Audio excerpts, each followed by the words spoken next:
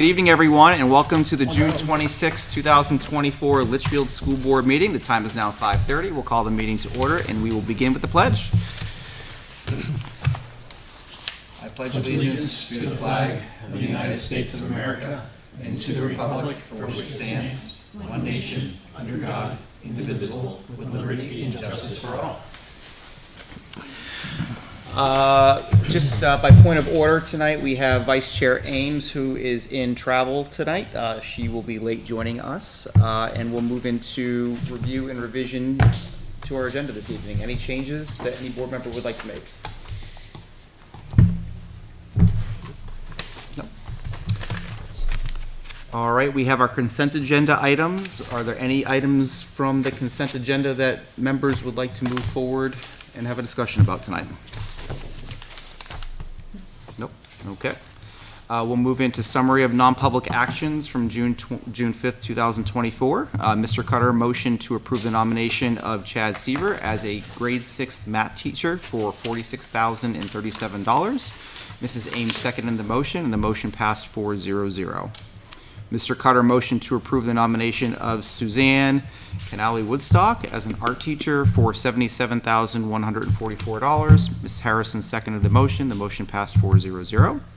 Mrs. Ames motioned to approve the nomination of Karen Roman as a special education teacher for $60,728. Mrs. Harrison seconded the motion. The motion passed 4-0-0. Mr. Cutter motioned to approve the nomination of Sarah Pooler as a special education director for $110,000. Mrs. Ames seconded the motion, and that motion passed 4-0-0. Mr. Cutter motioned to approve the resignation of Sarah Pooler as a special education teacher. Ms. Harrison seconded the motion. That motion passed 4-0-0. Mr. Cutter motioned to approve the resignation of Joshua Knight as our athletic director. Ms. Harrison seconded the motion. That motion carried 4-0-0. And finally, Ms. Harrison motioned to approve the memorandum of agreement, MOA, with the LEA and LSS. Ms. Ames seconded the motion, and that motion passed 4-0-0.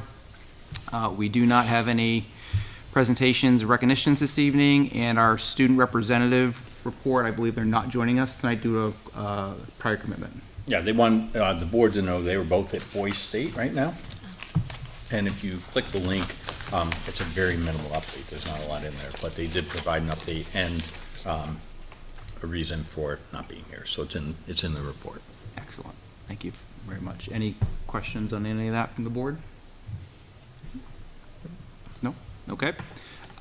We will move into community comment on agenda items. So this is where public comment are limited to 3 minutes per person, and public comments shall be made without expectation of a response by any school board member. Any public comment this evening? Welcome. Hi. Just remember who you are. I'm trying to figure out. Janine Inkdell, and I am representing the LEA Litchfield Education Association tonight. And our membership wanted to just take a minute to publicly recognize and thank our district admin who are moving on to new adventures. And we just wanted to take a quick minute and hand off some cards that you could distribute to the ones who aren't here for us, please. Mike and Mary, you came on about the same time, thinking you were going to focus on competency grading and, predictable things like that. And you actually ended up leading us through a worldwide pandemic, figuring out how to do remote school, trying to keep our focus on the kids and education, which is a hard thing to do when you have so many opinions in your ear. And then a couple of building projects and lots of other things. Doug, you came in and worked at cleaning up a little bit of a mess, and that what you did for this district on improving transparency and communication. You were particularly great at taking your numbers brain and making it the information understandable for non-numbers people. And you also kept your focus on education and kids, which is not really common for a numbers person to remember that other side of it and understand the purpose behind it all. So we really appreciate what all of you have done. I'm including Sophia here, even though she's not here. Sophia came came on a little more recently, but also took on a big job. And then I'm also including Josh Knight. I think he was here before you, right? He's been here longer. No. It was, He came after you? Jared Mills was the AD when I was hired. Okay. And then we brought Josh on. Okay, I didn't remember when Josh came on, but Josh is also leaving, the athletic department in a better state, I believe, than when he came in, like you guys are doing for the district as well. And he brought in a couple of new traditions and new procedures, and also oversaw a couple of new championship titles, which is fun. So we just wanted to thank all 5 of you and recognize you for the time that you have dedicated to the district. That was not always easy, but appreciated. So. Thank you, Janine. Yeah, thank you very much. Here you go. Thank you. And I'll give this I'll back to you. play mailman. Yeah. Perfect. Thank you. Mail carrier. All right, thank you very much for those comments. Appreciate it. We'll close community input at this time, community comment at this time. Next up on our agenda is correspondence. As mentioned, Vice Chair Ames is not with us at this moment, who summarizes so nicely for us all of our correspondence. So I'm going to table that, and we'll come back to it once Vice Chair Ames joins us. And we will move into general business and right into the superintendent report. So I'm just going to get the TV activated so we can share with the public the links that we're looking at. Sorry, I thought I had it. So the first thing is an honor roll summary. I was asked to come forward with an honor roll summary. And the first significant thing to point out is that we don't have grades yet from Hudson. So Hudson had a cyber attack that occurred just as grades were closing. That resulted in them shutting everything down. So they have basically come offline, shut all their operations down, et cetera. They're going through all their systems piece by piece.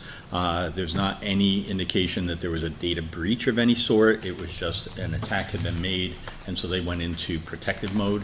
And so that means that honor roll at the high school has not been able to be finalized because CTE grades from Alvern have not come over yet. However, we have sent off final transcripts using the best information that we had to our colleges. And I just want to emphasize for the board that Director Nelson has emailed all the families to let them know that those transcripts have gone up into Naviance.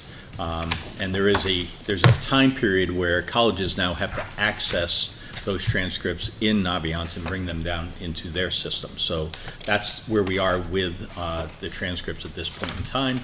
If there is a family who has questions, Val has asked them to wait until after July 8th, because that'll give the colleges 2 weeks to download the information. So that's where we are with honor roll at the high school. Honor roll at the middle school, what I've provided the board with is a summary that we got from Principal Grantham. And you can see here the number of students that we have at the middle school. The number of students who have received high honors is 53, so that's 15.32% are in the high honors category at the middle school. An additional 139 students, or 40.17%, have received honor roll, which means we have 55.5% of our students who are on either high honors or honor roll. And then you have a grade level breakout down below, so you can see how that calculation flows across the 4 grades at the middle school. So that is the summary report that I was asked to pull forward, or I think that I was asked to pull forward. If you need something further, please let us know. Oh, thank you for that. I think my initial reaction, and I didn't compare this yet to last year and kind of where we sit, but the observation last year was, geez, there's a very high percentage of middle school students who are high honors or honors, and this seems to be more level spread this year. Any drivers behind that? I think part of it was actually just awareness and having the conversation. I do think we're in a different grading scenario this year because we shifted the way we do grades this year. And so that may be a result of this. I think we'd have to track it for a few more years to see if this stays steady or exactly what happens with that. One of the things that I spent time today trying to track down was last year's report, and I can't find it. It's in the agenda somewhere. I wasn't able to well, find the link on the agenda is dead, so whoever owned it did something with it. And so I made a request to try to revive it, and here we are. So that's something that we'll have to continue to try to get to you if you want that comparison to last year.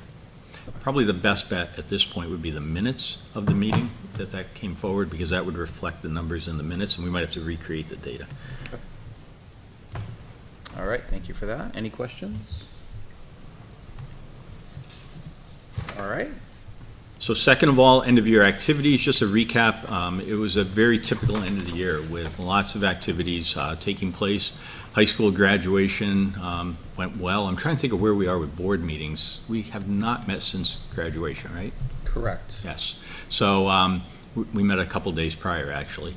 And as you know, the weather was did not play well with us. So we were indoors for a bit. Then we went outdoors. We got rained on when we were outdoors, but I think everybody made the best of it and just understood the scenario that we were dealing with. So it was not ideal weather, but it was a great ceremony, and the students, a little rain on students doesn't matter when they're getting a diploma. So I've offered a few suggestions to the high school, simple things like putting diplomas into 1-gallon Ziploc bags in advance, so that when you hand it to a student and they're carrying it in the rain back to their seat, it's a protected diploma. So little things like that they can do and need to be ready for. But otherwise, I think it was a good event. And then events at LMS, the 8th grade promotion ceremony was a terrific event also. So I think we wrapped things up in a good stance. But curious if there's any feedback from the board about the events that you attended at the end of the year. No, it was a busy couple of weeks, but I was happy to go to all 3 schools. I did the multiple things, but it was great to celebrate our students and their achievements, and get to hang out with some of the staff members. I went to a retirement party for Denise Freeman, which was Amazing. so much fun. There are very funny people that work here in Litchfield. We had a good night. So no, I always love attending the end of the year events, because it's why we're here. It's what we do. Awesome. And just, to recap as well, obviously, I spent a lot of time at each of the schools the last few weeks of the school year. I'd like to do a special shout out to Dave Ross, Joe Underwood, and Dan Del Greco, who were our support staff, who were absolutely fantastic at supporting the graduation and the setup and deconstruction of the staging and chairs and whatever. Couldn't do it without you guys, so I just wanted to acknowledge you and all your hard work for that day. Chapel was also a big part of Thank that. you. Yep. Thank you. Yes, so thank you for that. I think it's definitely worth recognizing. And setting up for graduation once is a task, twice is a chore. So I appreciate that we acknowledge the work that they had to do, and they're shorthanded. So that's another key thing. And just so the board is aware, on the final day with teachers, so the half day for students, both Mary and I visited all 3 schools, thanked the teachers for their support over the last 6 years, and bid everybody farewell. So it did give us a chance to get out and to touch base directly in the school. So we made sure that we did that personal touch too. Job postings and hiring. So this is a link to the current job openings. I want to highlight a few positions that are on here because they are kind of critical, and we're coming down to the wire here where having people in the pipeline would be helpful. So at Griffin, continue to have a significant number of paraprofessional openings. So if anybody out in the community is interested, those continue to be open. A second shift custodian we still need. We're hoping tonight to take care of the OT part-time, so that should be off the list. Tomorrow, we still need a grade 3 teacher, speech language pathologist. We're going to talk about transferring funds to put this into a contracted position, because it is a 1-year position, but we haven't found somebody for a couple of years. So postings for SLPs right now. we just need to take some action there, and then we do need a reading tutor. At the middle school, again, significant number of paraprofessional openings, second shift custodian. There are actually 2 positions there that we need. Although the contracted services there are working well, we would prefer to have our own staff in-house. We are looking for a Spanish teacher. That's proven to be a very difficult position, as it was a couple of years ago. You'll see that we have a reading teacher part-time tonight, so hopefully that will come off the list tomorrow. We do need a long-term sub for special ed. to cover a leave of absence, and a building sub. A couple of coaches, so girls soccer in the fall, cross-country in the fall, and then a special ed teacher also is needed, so both a long-term sub and a teacher. At Campbell High School, second shift custodian, 2 positions. Again, contracted services are working well, but we'd rather bring those in-house. There is a paraprofessional opening. We need a volleyball coach in the fall, both varsity and JV, so if there's anybody out there with an interest in volleyball, those are open. Special ed case manager, we have filled 1 art position. There's still a second art position open. There's also a Spanish position at the high school that is open, and then an English teacher position at the high school. Finally, mental health clinician, we anticipate going forward with. I think I have to clean something up on the agenda, but I believe we have a resignation coming forward. And then district-wide, we continue to search for a business administrator. There is an interview set up for tomorrow morning with a candidate, so we'll see where that heads. But we need that person effective Monday, so we're moving as fast as we can on it. A speech and language pathologist district-wide is needed. Grounds maintenance, that position has been open for a significant amount of time. And athletic director for the middle and high school. Hopefully tonight that will be taken care of also. We have a job description realignment and a nomination coming forward to the board. And then subs always, teacher, nurses, para, custodial, food service, always looking to fill those. So that's where we stand currently on positions. Well, how does it work with effective Monday, us not having a BA? Like, how do we? So that's something that we're going to need to figure out pretty quickly here, right? One of the things that I know we had mentioned was putting in some type of contract with Mr. Totten to provide support to Litchfield on a temporary basis, on an as-needed basis to cross-train, but we don't have a person identified, so I don't know where that stands, quite frankly. So I'll be back for 3 days. One day I'll be rolling over the budget to the next calendar year. So Ann and I will be doing that. I'll be back for a day for the audit, and then the 3rd day to be decided. But as of right now, I'm thinking to plug away as much of the DOE 25 after the audit as possible. So I think the district also looks out of how competent Ann is. Ann is phenomenal at her job. She's very fast at her job, but obviously she can't do 2 jobs. But when Brian comes in, and Brian might be kind of approving recs, one of the things that Brian might do is go down, just like when you guys have questions on transfers or other things, you guys reach out to Ann, and Ann always responds very quickly with pertinent information. So Brian could go down and ask Ann, so what is this type of thing, and they could kind of work on approving the recs together. There's not a great solution to this. So, yep. Okay, thank you for that. You're welcome. So next, I just want to report to the board on where we are with grants. If you recall, the last meeting, I reported on Title I, Title II, and Title IV, all A, and the percent decreases that we have seen this year, which is relatively consistent with what neighboring districts are reporting. I think Bedford had a 90% reduction in Title I-A, so our 21% reduction is not as bad. So, but the grant money from the federal government is down. And then the numbers that came in for us were the special ed funds, and you can see that they were received on June 12th. The IDEA grant took a 4.4% reduction, and our preschool grant took a 0.5% reduction. So overall, our special ed grants are down 4.3%. So it is a hit to the district in terms of revenue that is coming in, but we have submitted all of the paperwork that's necessary. Grants have been approved in the system, so we're in good shape to turn this over to the next team, and they can take a look at the items that are in those grants and reprioritize as needed. So it's we had to put preliminary stuff in there in order to get it approved, but you can always request the grant back, realign, and then reassign. So it's all teed up, ready for success going forward, and those are the numbers that you have. I learned at the conference that there's a piece of legislation likely to be signed that will require school districts to put all grant information easily accessible on the website. so that anybody in the public can find out what these numbers are. We've always reported on them. It's not like hidden, I guess, but it's not on the website. So now a spreadsheet like this can be linked directly there, and anybody in the public can see exactly where we stand with our funds. One last thing to point out to the board is that the ESSER funds, if you look at the bottom, so we used all of, ESSER, well, it was actually AARP, the first grant, and then ESSER 1 was the $332,000. Those funds have been depleted, so there are no balances. And then ESSER 2, which was the $750,000 grant, there remains a balance of $52,000. That needs to be used by September 30th. That is the set aside for learning loss.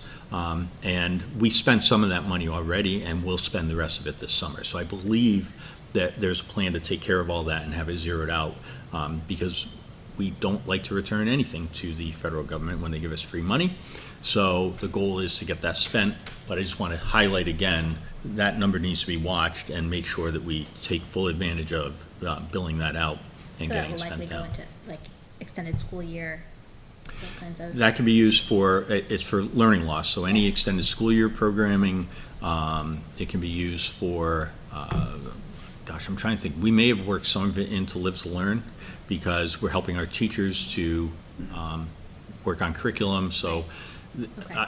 we can double check with Mary if we need to, but I'm fairly certain that we are in good shape on that. In terms of grants, I know at our last meeting, we talked about the electric school bus grant that the Litchfield was awarded. Yep. Any progression on that? So we had a handoff meeting with the folks from First Student, and the purpose was to introduce our team to their team.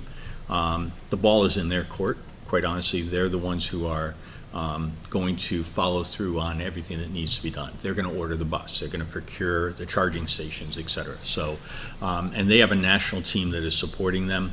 Of the, what was the number? It was started with a B, right? It was billions of dollars that went into this program.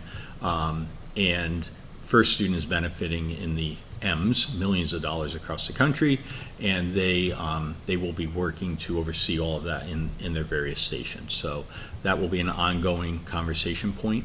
And so, again, our teams are connected, so hopefully that should go smoothly. There's not a lot of lift on our part. Not a lot of lift, I guess, in terms of the grant, I'm thinking about, would that potentially help us from a revenue or an expense allocation for next year, right? Because if we receive these buses and the cost of those buses are essentially covered through the grant, does that mean we're no longer paying for buses per our contract? If you remember the contract, so initially there was no language in the contract that was Right. talking about how we were gonna handle that. I don't think we know what the impact would be, because when we asked the question at the time that we were signing the contract, the answer was, well, we're hoping that the increased cost will be offset by the savings of having buses. So like, it sounded like the answer was, we don't expect any real change in cost. It's more, So and what the grant does is it covers the difference between what a regular diesel bus would cost and an electric bus. So it's that difference that it's Gotcha. costing. So the bus companies still have to put in for the remainder of that, which is gonna be the majority of the cost for the bus. And then they have all the startup as far as making sure their lots are now able to bring in the electricity and then plug in. So that's still to be determined. The good news is that Litchfield is not the first ones through this with SDA, so they have gone through multiple places which have electric buses. So things should move quicker for us, and there should be a little bit more knowledge about how it might offset costs. Yep. The other piece, so the reality that we learned in the meeting that we held was these buses aren't even going to hit the road in Litchfield until maybe the end of next school year, Okay. right? a So while. I would have you set your eye on the budget development process in the fall, and where are we? Get the updates on where we are, because you're budgeting into the, what is that? Fiscal year FY '26, Yep. right? That's where you're going to have to figure out is there a revenue impact or a expense impact for the district. Okay. But it'll take that long, and I think part of it is, again, billions with a B across the country. Now somebody has to produce all those buses and get them on the road. So it's gonna be a slower rollout than having them on the road in September. That's not gonna happen. And we're probably gonna find out in like 3 months that they haven't built the factory yet. They have the factory, because they do have buses. They do have buses. I'm just kidding. All right, with that, we'll move on to CHS room availability summary. Yeah, I'm reacting to Principal Hess's comments at the last, or two board meetings ago, just about space needs at the high school. So what I did is I went in and I just pulled a quick summary report, and I wanted to share it with the board. So basically, this shows every X that is on here is an indication of when a room is empty at the high school. And it's laid out by period, and it's laid out by semester. So you can see in semester 1, there were 8 periods. Now, they run on an AB day, right? So day 1 is, the red day is day 1, 2, 3, 4. The black day is 5, 6, 7, and 8 in terms of the periods. But the X's represent when the room does not have any students in it, so it's empty. And to me, the significant thing is if you look down at the bottom, you can see that we're running vacancy rates between 36.7% and 50%. And part of the reason why I pulled this is because the comment was, I only have 1 empty room. And I'm like, that's not, I know high school scheduling, that's not the total story here, right? I didn't pull this for GMS because I know those numbers are gonna be wicked small, right? They are stressed out all the time. But you have periods here where half the school is empty and not being utilized. And so I just want the board to have that data. I don't know what to do with it, but as you continue your facilities conversation, you need to know that this year, that was the vacancy rate. When I was high school principal, our goal, we operated at somewhere between 85 and a 90% vacancy rate. Opposite, sorry. 15 to 10% vacancy rate, because we were occupied 85 to 90% of the time. And, you know, that gets into sometimes teachers don't have their own classroom. They have to share and so forth, but. Is this for this past year? That's correct. Okay. This is a snapshot of this past year that we're just finishing in terms of which rooms. And you can see, you know, they're labeled, so you can Right. And dig in a this is little just bit. based on the class schedule? Correct. Okay, so things like planning time and meetings and things like that aren't, Right. An X may have a teacher in a room planning. Yeah. Right? are That study is, halls included too? studies are included. So this really caught my eye today, that there's that much. I thought that was just a really high number. Excuse me. Again, I'm not gonna get judgy about it, I'm just reporting the facts, and, I was, again, my familiarity of how to operate a building efficiently, I was also impressed by those numbers, because they were not what I was expecting, to be honest, so. Any questions for me on that? Brian, do you know what your occupancy rates of your rooms are at your high school? Putting you on the spot. I mean, any, like, kind of, I want to say, core classroom is used pretty much every period, but, you know, throughout. When I say that, a math room, an English room, a social studies room. I mean, specialist rooms are a little bit different. Like our music room, for example, is used for music classes. Sure. So, that's not necessarily in use for any period. The culture there is teachers share classrooms, right? Like this is FO. There's faculty offices, so teachers go there to plan, prep, you know, so those are 2 giant rooms that could have been classrooms at one point, but are turned into faculty offices so people can utilize that space. When I taught at Oyster River, we had our own classes, so if you weren't teaching, your classroom was empty, you know? And that's just what they prioritize there. So every high school is kind of different on how they want to prioritize room space, and I think enrollment plays a role in that, obviously, fluctuating enrollment. Oyster River, for example, years ago was in a little bit of a dip when I was teaching there, so it's very easy for that to happen. As they've kind of gone back over time, I would imagine that they're shifting around a little bit more and stuff, so. Thank you. All right, well, thank you for that summary, we appreciate it. You are welcome. Next up, we have the monthly enrollment comparison. So I was asked this morning to come back with the numbers so that you can see where we stand. June 14th, that's since our last meeting, right? So we ended, you can see where we ended the year on the last day of school. So quick recap, GMS opened with 445 students and ended with 449. So we picked 4 up over the course of the year. The middle school opened with 351 and closed with 346. So that was a reduction of 5. The high school opened with 382 and closed with 383. So pretty stable across the year, the numbers that we've seen all along. And then if you look down below, because what I think people really want to know about is kindergarten, and you can see that on June 19th, we have 74 students enrolled in kindergarten.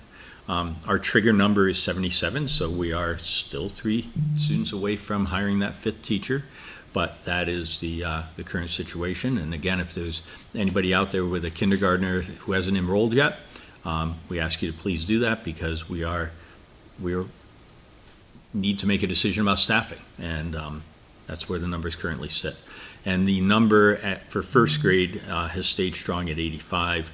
That has already hit the trigger number, and we have planned on the 5th. We've been planning all along for the 5th first grade teacher. So, harkening back to last year at this time, we also had 74 students enrolled in kindergarten, and by September we had 83. So, just as I do every year, I'd like the board to consider that and the impact that it has on families and students and staff and classroom configurations. You know, waiting till August till we hit the trigger number to add another class. What is the deadline to sign up? Or is there no? There was one year we added a first grade class the day school opened, or the day that the teachers were in for their workshops. Honestly, Matt, as a public school, there is no deadline. Yeah. If they show up, we enroll them. Right. Because we're talking, I was thinking about kindergarten, but it's, Pre-K would be the difference there. Right. It's just not, I mean, it's difficult to plan for, but it's not the way we do it isn't very proactive and never really has been. Just my 2 cents. So these trigger numbers, they're a policy, right? They're an internal policy? It's not a. Yeah, thanks for state asking. regulation. That grid off to the side is copied and pasted directly from the policy. So that's what, actually, the board spent quite a while kind of reviewing and revising. Several years. And what we ended up with was sort of the same trigger numbers articulated in a different way. But those are the numbers that we currently have in policy. I think the thing we have to be cognizant of with the trigger numbers is just the fact that we have such para shortages that if we start messing with the trigger Yeah. numbers, we could end up with teacher shortages on top of para shortages. I'm not thinking about messing with the trigger number. I'm thinking about when do we make that decision, Oh, right. right? Well, I mean, there's lots of, I think there are, in my opinion, there are a lot of pros to making that decision sooner rather than later. With the para shortage, you know, if we don't have paras to be helping teachers in those classrooms, a smaller class size will be more manageable for the teacher, for the classroom teacher. Yeah. The other, you know, the other kind of question is, you know, when are the best kindergarten teachers looking for positions? You know, not to say that we couldn't find anybody who was a great first grade teacher the day before school opened. We did. But what are our likelihoods of doing that again, you know? Right. And it's just the impact that, you know, the kids have had step-up day at this point. They've met their teacher for next year. If we add another class, those 4 classes get shifted around as we make accommodations for a 5th class. And that, you know, that can be distressing for a new student and the families and the teachers that, you know, have already reached out and contacted them over the summer. So I advocate for this every year when we have this discussion, so. So even if we were to go up to 80 kids, and that's just a guess, right?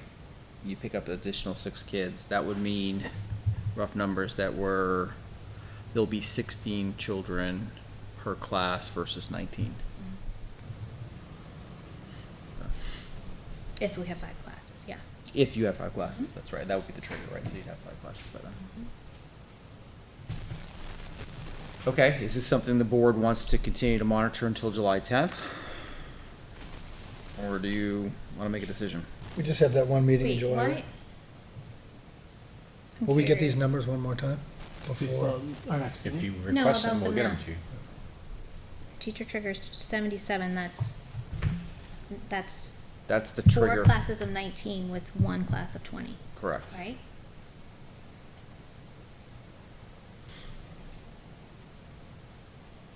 Yeah, 77 is when you exceed 19 in one class. Okay. That's the But trigger. then the numbers do go Yep. down to 16. I gotcha. Right, and if you had 80, just say, it would go down to 16. Which is a great kindergarten class size. But at 80, you said 19, right?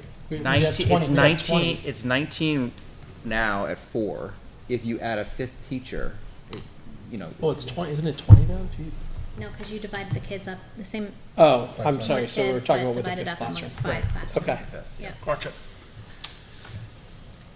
mean, I agree, we obviously just heard a report about how it's so difficult to continue to hire people. Like, I just don't know if we continue to wait on this, or if we just make the decision. Do we know so we know last year at this time you were at how many? 74. And went up to 83?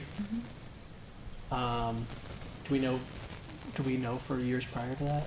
We usually go up over the summer. We will go up over the summer, the question is how much, and that's the gamble, Will we go up right? by more than 3? Right. We will probably go up by It's more than likely. 3, Yeah.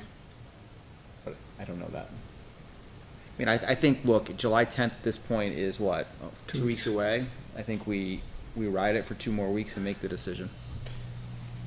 Do we have aside from just saying it in our meeting right now, do we have a way of doing an additional reach out in the community to just say, like, we really need, if you're planning on enrolling, please enroll in the next 2 weeks? And then I see your lips, yeah, we have, I think Yeah. there has been a dedicated effort. Yeah.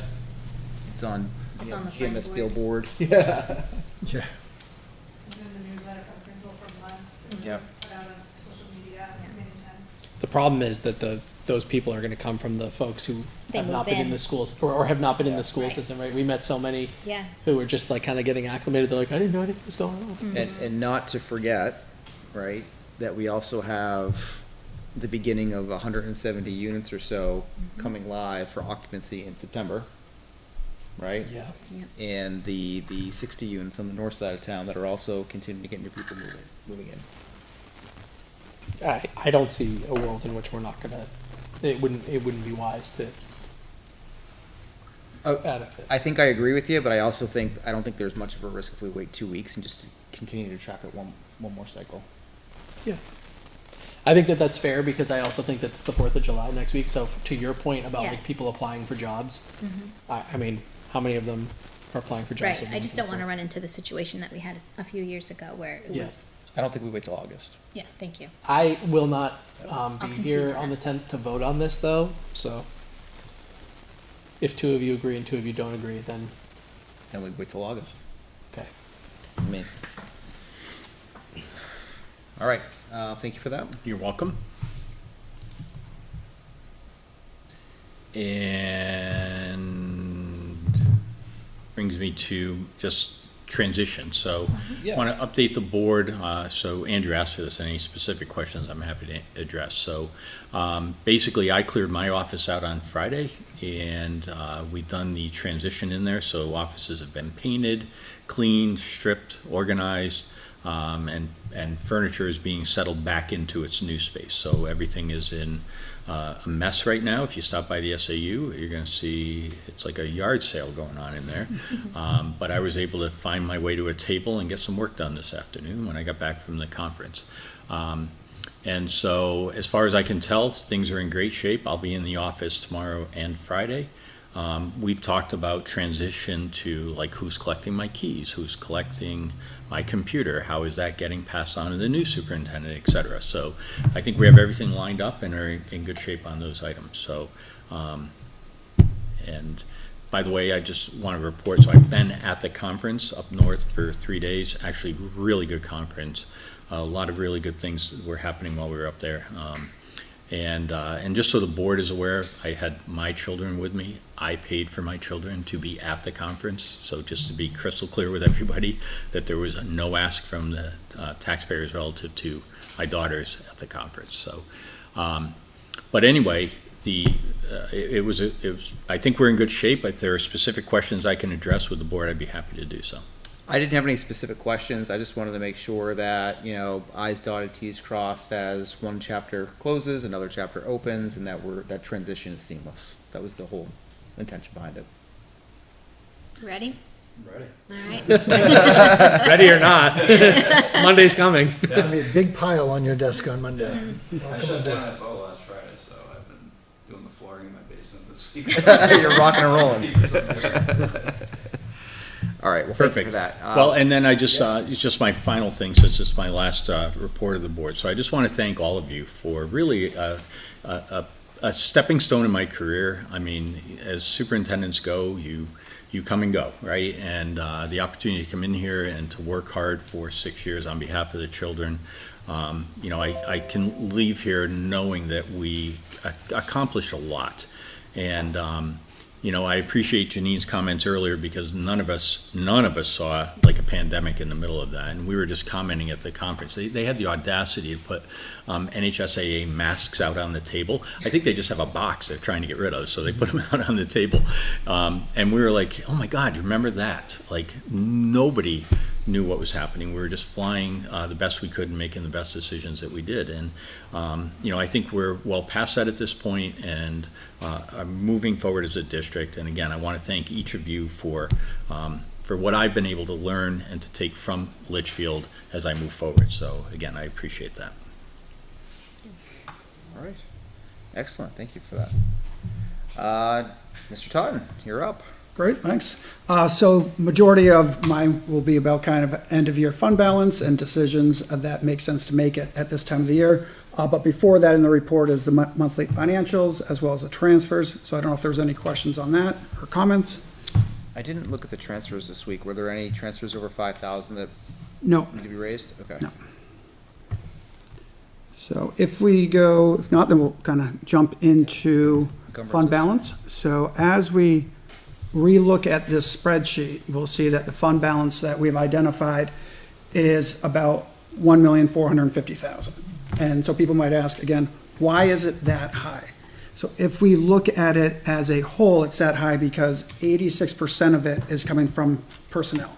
So Dr. Jetty read, you know, the personnel that we're looking for next year. Majority of those personnel we were looking for this year as well, since week one. We kind of joked around different times, well, not joked around because it wasn't funny at times, but it's like, should we be reading this like every single school board meeting so people kind of understand like the schools are operating without personnel that are very beneficial for the student, for the students and for each other. And that's going to save money at the end of the year. So that's where the savings are coming from. So the savings are coming from not having the paraprofessionals there, therefore having the paraprofessionals that were there and the teachers there and admin there having to work that much harder. So the adults in Litchfield who work in Litchfield worked incredibly hard this year, and it's at the end of the day, it saved the taxpayers money. I don't think that's the goal always moving forward. I appreciate that, you know, the teachers got a new contract and the assistants got a new contract too, because that gives at least a fighting chance to kind of move in a different direction.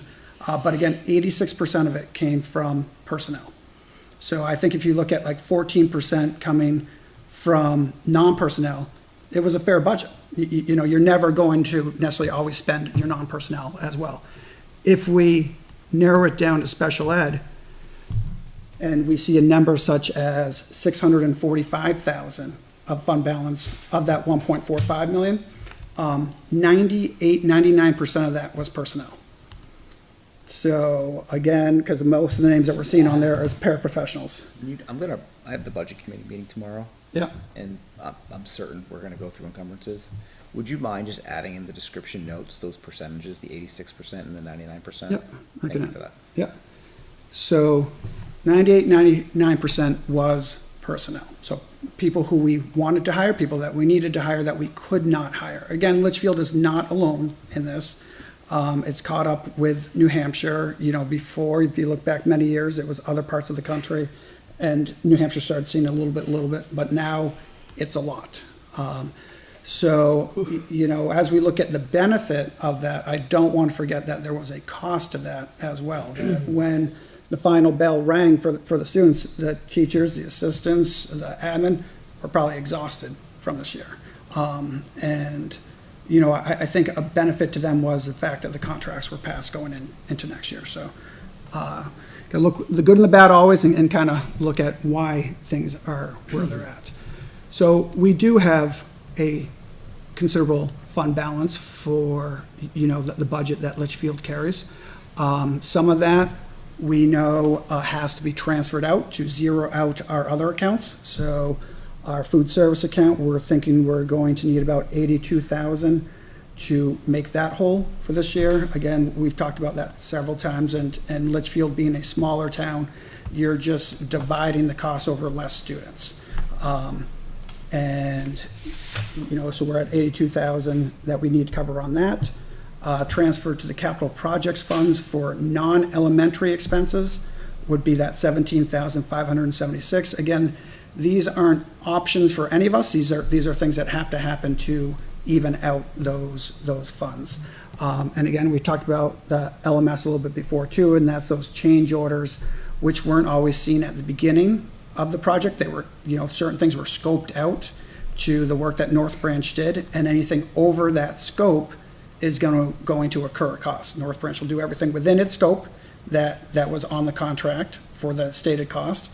They didn't go over on the stated cost, but anything that was additional work, so any of that other additional masonry work above the ceiling line that other people couldn't see, to make sure that between the classrooms it was sealed properly. You know, there was an allowance for that, but LMS, you know, at the start, if we were able to kind of take away all the tiles, the allowance would have been larger, because they would have seen the fact that a lot more work needed to be done than would be typical for a school that age. So those are amounts that will be transferred over. So just a question on that, if I may, right? Column G says, you know, there's still revised estimates and projected. At this point, are they known? So the transfer of the capital projects fund is known, so I can change that to known. And the transfer to food service won't be exactly that. It'll be close, but we're still waiting for the rest of the revenue to come in. But knowing our counts in June, this is where we believe we're gonna be at. So do we need to motion on these tonight, given that they are transfers and over that threshold? So, I think either way they need to be done. I mean, it's always cleaner if there's motions being made, so. I just don't know the amount if it's not known. So we can do Well, up to, you wouldn't exceed it, right? yeah, up to 82,000. Okay. And then, I mean, I don't think we need to throw in a buffer, because we always have that $5,000 buffer anyways that we can transfer. I'm hoping it's gonna be more like 80,000, you know, so I think I put in a little bit of a buffer there anyways. So I think a Let's just take motion up these- to 82,000. Let's just take these one by one, right? And while we're on these two, I'll make a motion to transfer up to $82,000 from unassigned fund balance to offset the food service fund. Second. We have a motion and a second. Additional discussion? All those in favor, please signify by saying aye. Aye. Aye. Opposed? Abstained? That carries 400. Are you capturing? Yeah, I got it right there. Well, it'll be in the minutes, right? So, I was gonna say who made the motion, but it'll be in the minutes, so that's fine. If you'd like, we can just have the motions go in the same order. Yeah, I'll make a motion to transfer $17,576 from unassigned fund balance to the capital projects fund to cover the necessary change orders to close that out. Second. We have a motion and a second. Additional discussion? All those in favor, please say aye. Aye. Opposed, abstained? Carries 400. All right, great, thank you.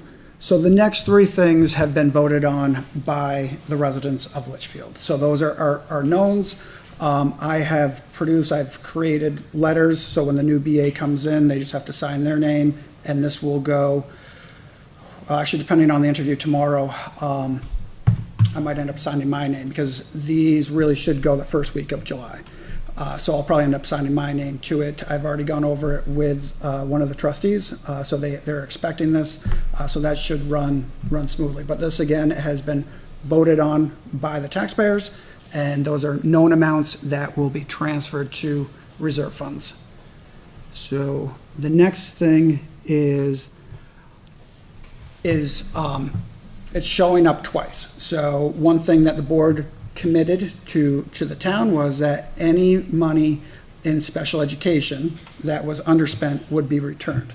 So what we're doing is we're now at the point where we can honor that. You can't honor that until you kind of do the must-haves, that need to do type of things. So now that the have-tos are done, as far as our transfers, we are gonna have more than enough money to honor that commitment of returning that $645,000. So what it's doing is it's taking it out, and then we'll add it back in at the end. So we're taking it out so we can see what's left over of the fund balance. Do you need motion, even though these were voter approved in March for the committed fund balance and those transfers, again, do you need board approval? No to do so? motions on these. Okay. Yep. Gotcha. So the next thing is that decision, which we've talked about a couple times, and that is the amount of Fund 30, or the projects fund, that was associated with elementary pre-bond work.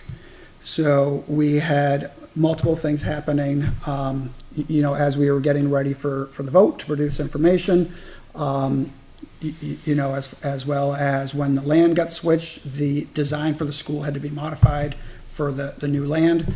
So the amount that came to was at $40,371. So the decision for the board is, do you want to acknowledge it and clear it out with fund balance, or do you want to go to the capital improvement expendable trust fund and deduct it from there? In my view, that was the whole intention of the trust fund, was to use it for this very purpose. So that would be my recommendation, but interested in the board's thoughts. My thoughts are that we know we will have additional expenses in the elementary project line, and so that we should my opinion is that we should take it out of the underspend and use the reserve fund as for future expenses. So You wouldn't need a special, yeah. one of the things that is being, tossed around in the FIC meetings is doing work to try to, having to spend money to do work to try to identify solutions.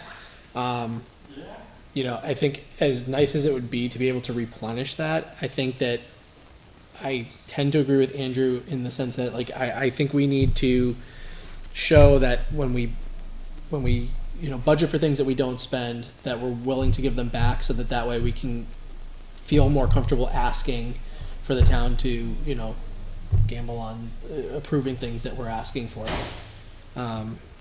Which I agree will put us will make things a lot more difficult. We've had to spend a lot of money out of those things for things that were unforeseen in these projects. But I'm just hoping we can get to a point where we can ask for things that are going to get us to where we need to be when it's time to vote on them.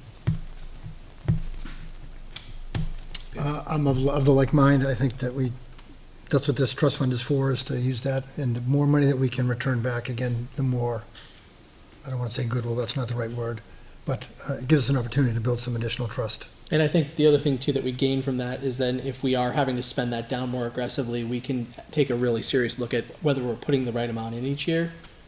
And I know that at least some of the sentiment that I feel like I've heard from the budget committee is that they would prefer to see the trust funds adequately funded and used as that mechanism.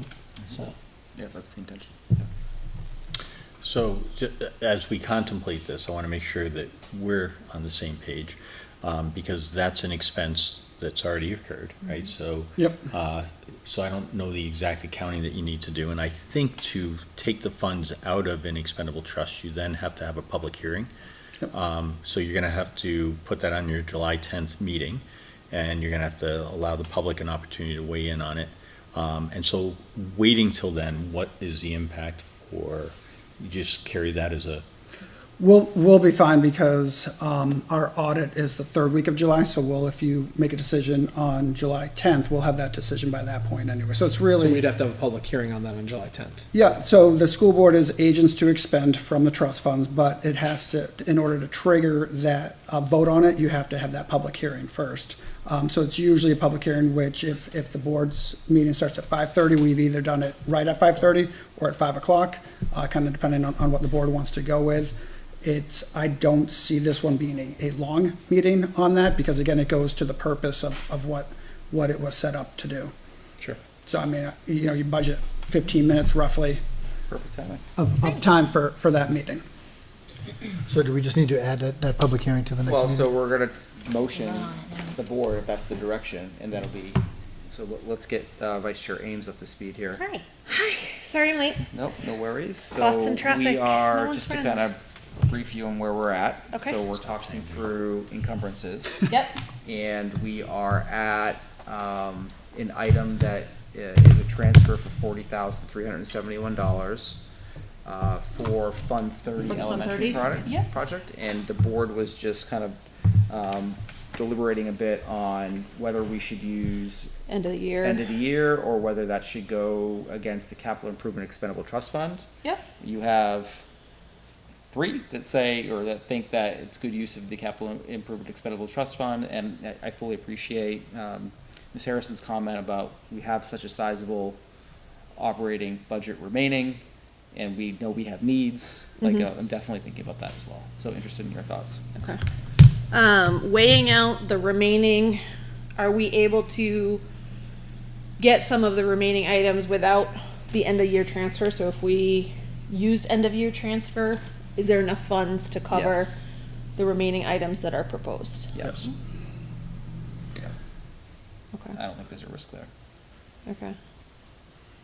And, And if we were to go using the expendable trust fund to cover this, we were just reminded that we would do a public hearing at Yeah. our July 10th meeting, Right. and Mr. Totten confirmed there's enough time to go through that process. okay. Okay,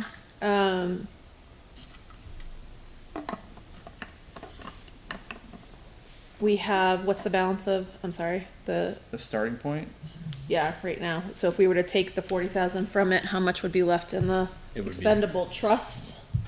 Well, that, 257, right? And we're gonna and get you're an adding additional 125 more in, so. My thought process on this, because I also obviously agree that like we've incurred a lot of costs with stuff like that, and it would be nice to replenish that. My feeling is that by returning it, we're trying to move towards a place where we can actually budget and get people to buy into what we're budgeting for. And I think that if we can really truly use this, this trust fund to fund things like this, then we can take a more accurate look at how much we should actually be funding in the trust fund. And I think that one of the sentiments that I've heard is that we really need to get to a place where we are building trust funds that can solve our problems ahead of time, as opposed to just constantly reacting to things. So I personally think that while it would be really nice to be able to not draw that down, I think it's the right thing to do in the right direction of where we're trying to go with our budgeting. And I think it also helps justify when we go and ask for things from the town, and get budgets voted in, that they can feel good about how we're handling the money.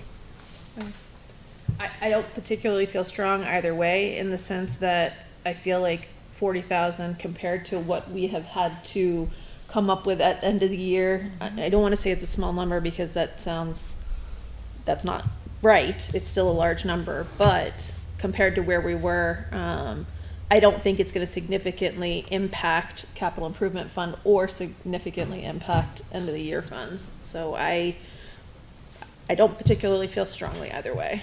So I'll probably go with the majority on this. so I'll make a motion then to, It's fine.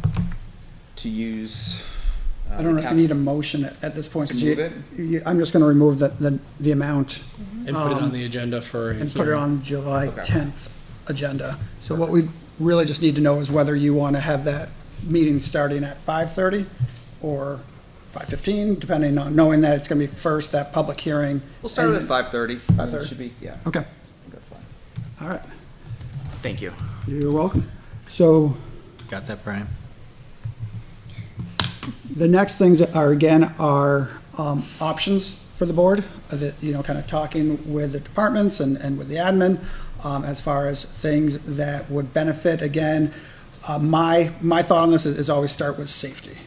We have been able to utilize SAFE grants. I think the district will continue to be able to utilize SAFE grants moving forward. But we don't always control the timing of that, and we don't control that we get chosen, we don't always control what they're focusing on as well. So I think a combination of local funds and safe grant funds are obviously the best way for any district to move forward in making sure that the schools that hundreds of kids go in and hundreds of adults go in, provide the necessary safety for the 7-8 hours that they're there. So you can see the majority of what has been identified is for safety. There are a couple missing numbers, so we have been looking to price out the sinks at LMS and possibly CHS. The tough part about this is unfortunately the timing of it is when contractors are just very busy with a lot of different things. So Dave has not been able to get a quote for that at this point. So I left it on there, not that I think we're necessarily going to vote on it, but I wanted to make sure I reminded people, remembered myself why we weren't able to get that quote. I have not got the quote from Chris. Again, different schools might be looking at networking over the summer too. So it's, we're kind of combined with a busy time of year for outside professionals as well.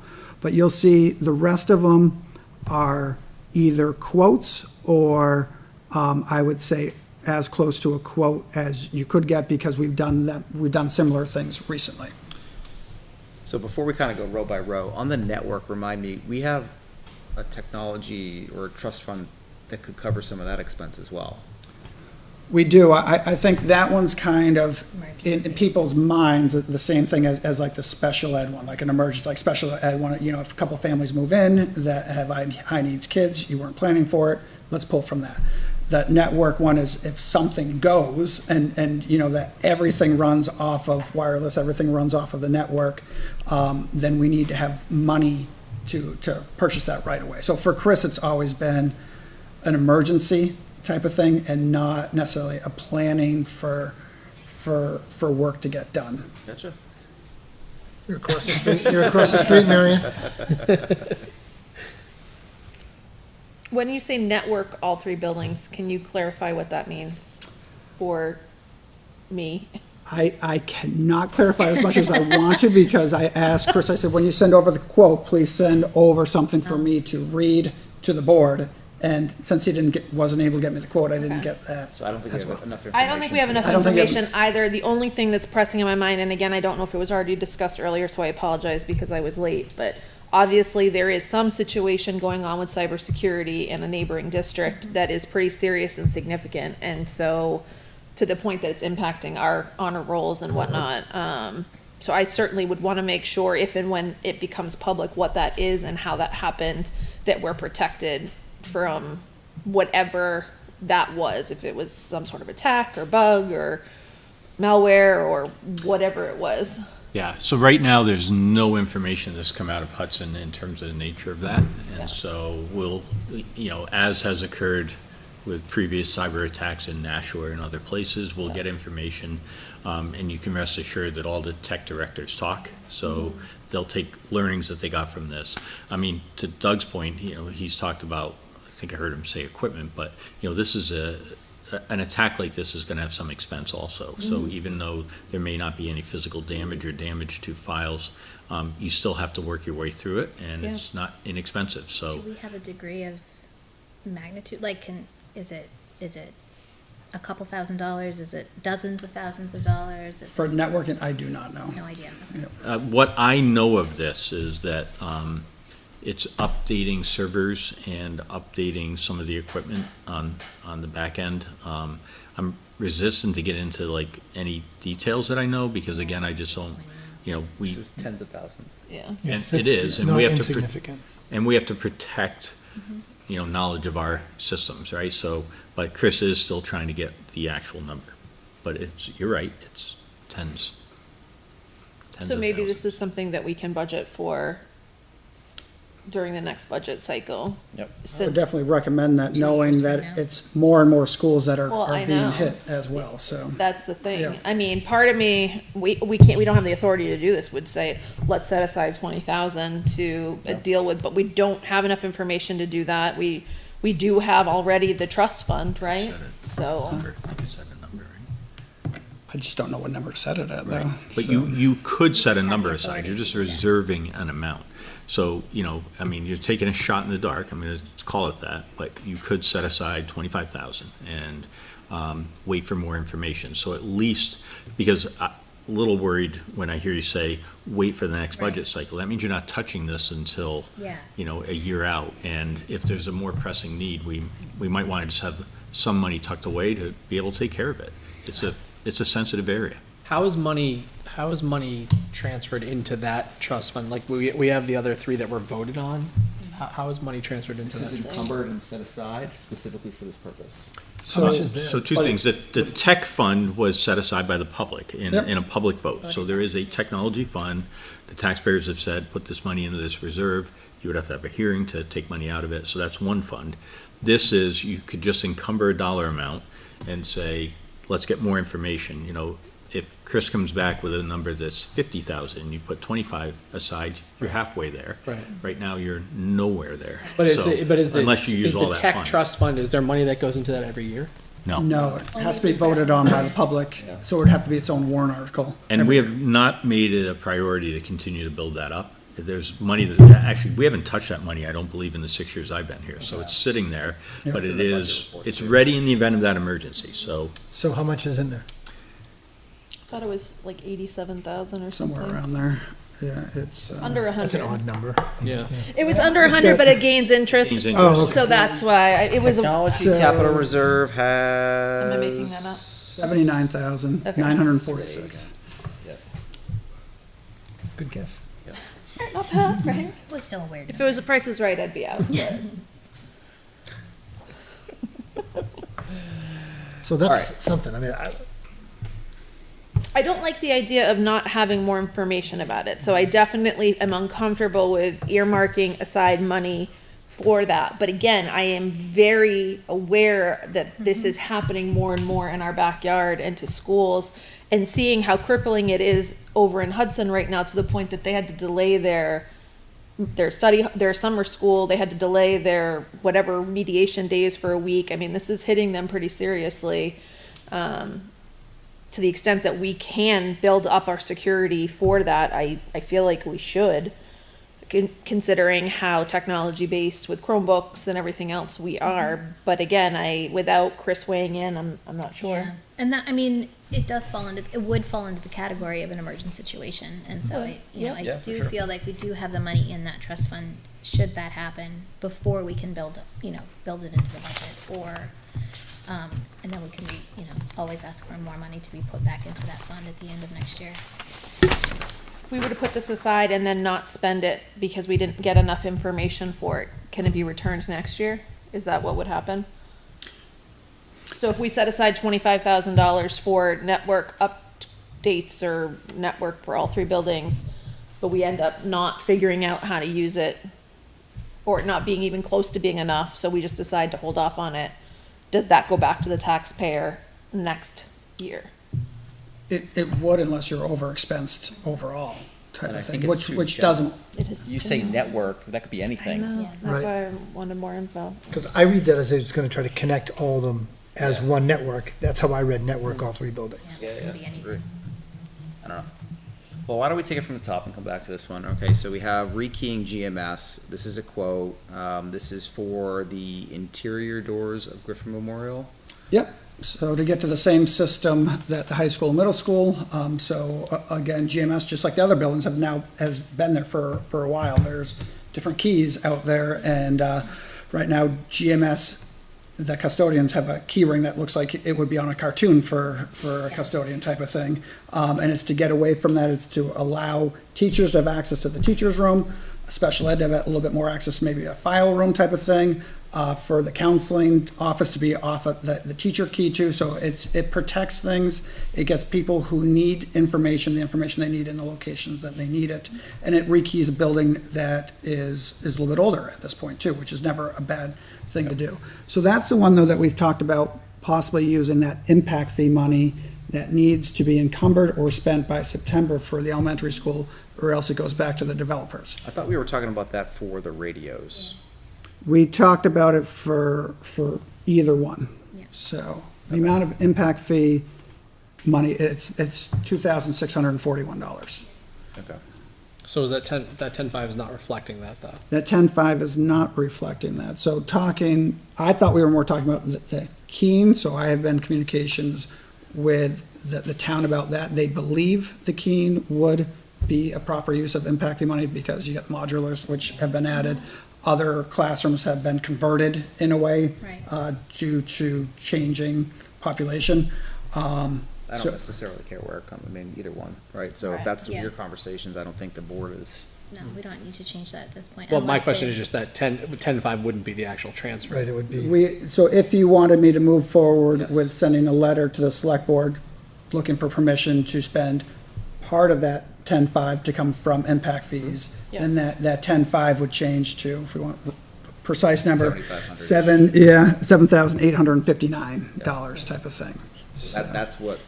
That's what my motion is. Okay, I'll second that, whatever that motion was. all right. So, So 7,000, so the motion, to be clear, right, is to encumber $7,859 for the purpose of rekeying GMS with the additional $2,641 to come from impact fees. yep. Can I, before we vote, can I ask, I Is there a mean, second on that motion? Tina seconded seconded. whatever the Okay. motion All was. right.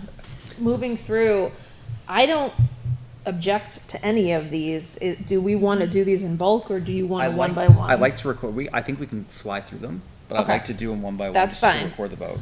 Okay, let's do it. Okay. All right, so motion, second, additional discussion. All those in favor, please say aye. Aye. Opposed, abstained, that carries 5-0-0. We have 5 now, not 4. Yep. I see it. Yes, you Light are flash on my correct. Thank you. screen. All right, now good. All right, next up is we have the additional blue lights in front of GMS and CHS, which I know we've talked about for the past few meetings. Is there any additional discussion on this one? No, I'll make a motion to approve $2,500 to encumber $2,500 for the additional blue lights in front of GMS and CHS. Second. We have a motion and a second, additional discussion. All those in favor, please say aye. Aye. Aye. Opposed and abstained, that carries 5-0-0. We also have the GMS radios where there's a need for 5 additional radios within that building I'll make for a a cost motion. of $5,110. I will make a motion to encumber $5,110 for 5 radios for GMS. Second? We have a second by Mr. Plansky. Additional discussion? All those in favor, please say aye. Aye. Opposed? Abstained? 5-0-0. So I'd like to thank again John Brunel, who we always work with for our radios. He helps get us the quote as well as programs them, so it's working, the way it should be. So thank you, John. Thank you, Mr. Brunel. We have the LMS bathroom partitions to replace the current and very old dated partitions in between stalls, etc., with new plastic partitions for a cost of $23,281.39. I'll make a motion to replace the LMS bathroom partitions for the amount of $23,281.39. We have a motion. Is there a second? I'll second. Second by Ms. Ames. Additional discussion? All those in favor, please say aye. Aye. Would it be faster? Opposed? Oh, sorry. 5-0-0. What's that? Would it be faster if we just motioned these instead of having you read them and then Yeah. having someone else reiterate them? Sure. Door sweeps. I'll make a motion, I'll make a motion to encumber $4,960 for door sweeps at LMS and GMS. Second. Okay. Additional discussion? All those in favor, please say aye. Aye. Opposed, abstained, carries 5-0-0. I'll make a motion to encumber $5,000 for GMS curbing. Second. We have a motion by Mr. Shoemaker, a second by Ms. Harrison. All those in favor, please say aye. Aye. Opposed? Sorry, aye. I was an aye. You're an aye. Abstained, carries 5-0-0. I'll make a motion to encumber $25,644 for a new intercom system at GMS. We have a motion by Second. Mr. Shoemaker and a second by Ms. Ames on a new intercom system for GMS. All those in favor, please say aye. Aye. Aye. Opposed? Abstained? 5-0-0. I'll make a motion to encumber $25,909 for new intercom system at LMS. We have a motion by Mr. Shoemaker, Second. second by Ms. Ames. I'm liking the rhythm here. Yeah. Okay. Additional discussion? All those in favor, please say aye. Aye. Opposed, abstained, carries 500. I'll make a motion to encumber $9,000 for exterior speakers at, two at LMS. At all buildings. At all, is there any at CHS there? Looks like 2 at LMS and 2 at GMS. Yep, You're right. you're right, yep. Okay, we have a motion by Mr. Shoemaker, Second. second by Ms. Ames for new speakers at GMS and LMS. All those in favor, please say aye. Aye. Aye. Opposed? Abstained, carries 500. And I'll make a motion to encumber $2,300 for independent workstations for GMS special ed students. We have a motion by Mr. Shoemaker, Second. second by Ms. Ames. Additional discussion? All those in favor, please say aye. Aye. Opposed, abstained, carries 500. What are we doing about the sinks? Did we? We're waiting on a quote. I don't think we have enough information. It's gotta be the same thing as the network, unfortunately, like, you know, the sinks and really, like, my thing was the mirrors at CHS, that's how it all started, it's pretty gross. I would love to get money to be able to replace some of that stuff, but we don't know enough about it, so I'm hopeful that in our next budget season, we can start to plan that and start to action it. So there is one more thing, which was asked to get a number of, and this, we've brought this up before too, and that is the robot liner for the fields. So we continue to struggle to get to the number that we need to really properly do the fields, and that's 2. You know, we've been having one grounds person pretty much all year. Derek is unbelievable. Anybody who sees him out there, you know, he walks faster than most people run type of thing, and he is working hard, but he is also working in New Hampshire, New England, where there's rain and other stuff. So, you know, you go from having games that are spread out to rain causing all these games within a week type of thing, and there's only so much you can do at the same time.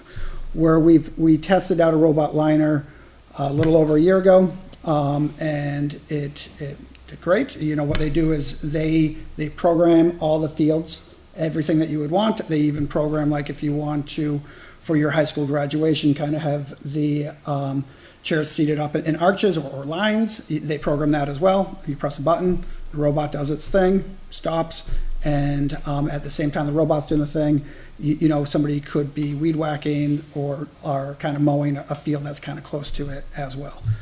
So the price for that is, there's 2 different prices. There's one if you want to kind of have the base model, which it's the same robot, but it gives you less of a paint allowance and it gives you less of typical replacement parts on the shelf. So there's a base model and then there's a non-base model. So the non-base model, you know, you get the robot and then you get, I don't know if it's like the top 6 things that likely break, and they just give it to you. And then when it breaks, you replace it.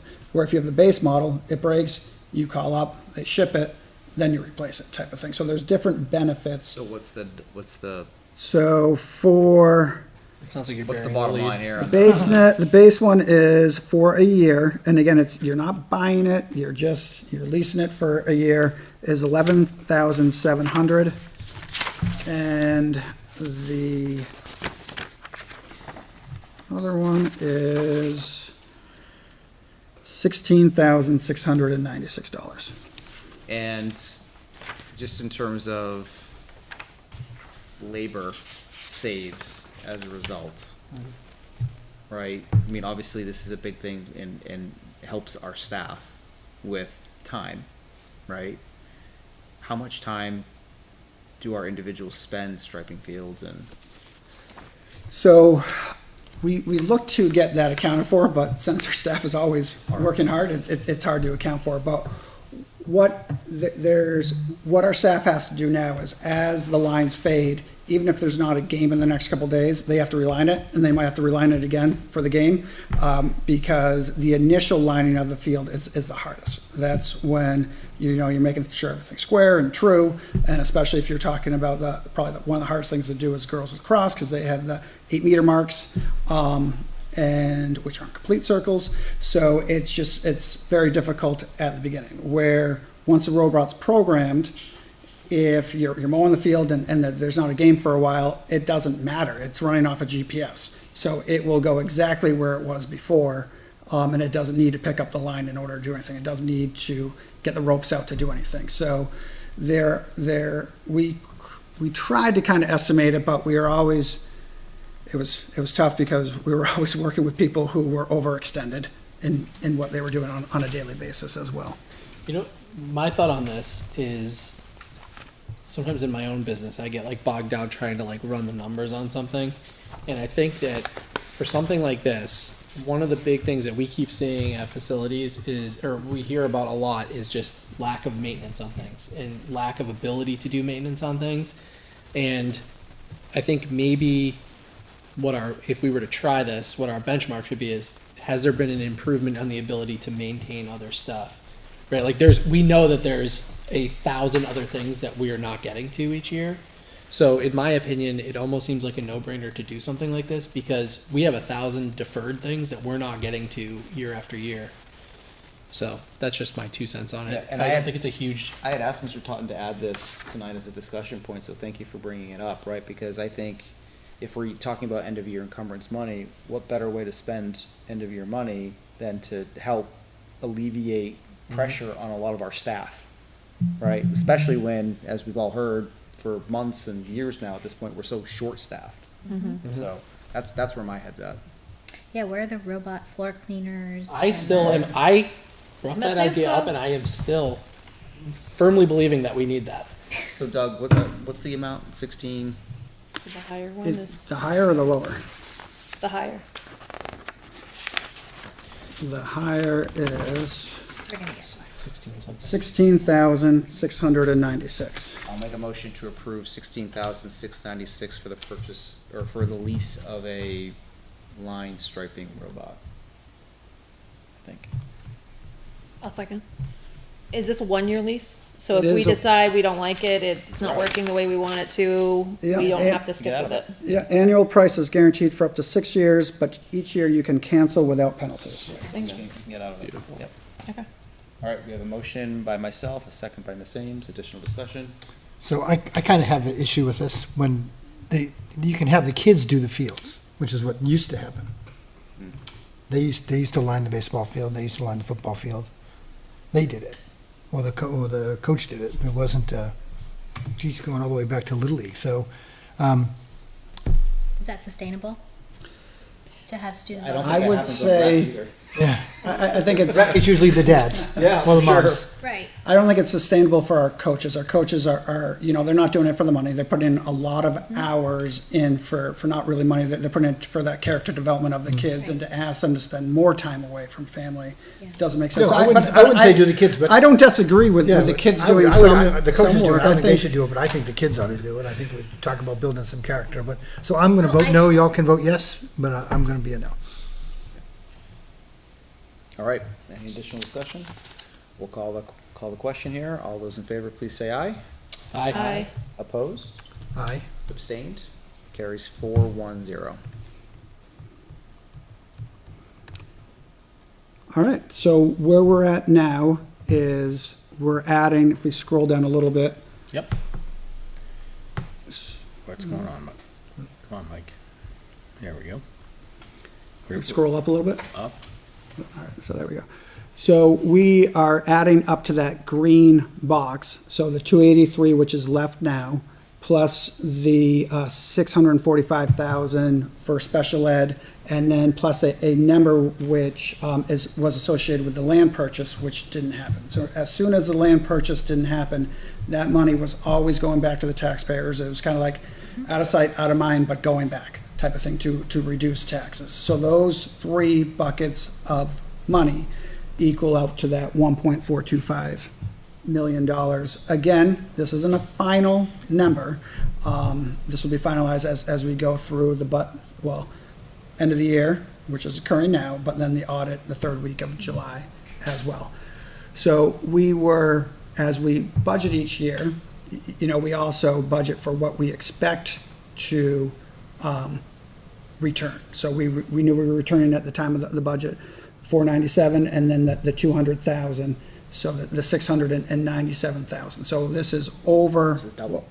This is over what was expected. And again, the majority of this goes back to the personnel that we were not able to hire. Right.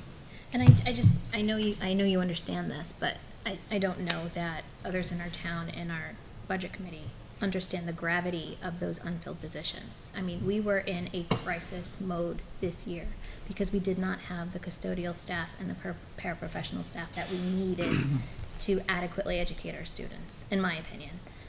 Students went without services, paras were taxed to the max, teachers were taxed to the max.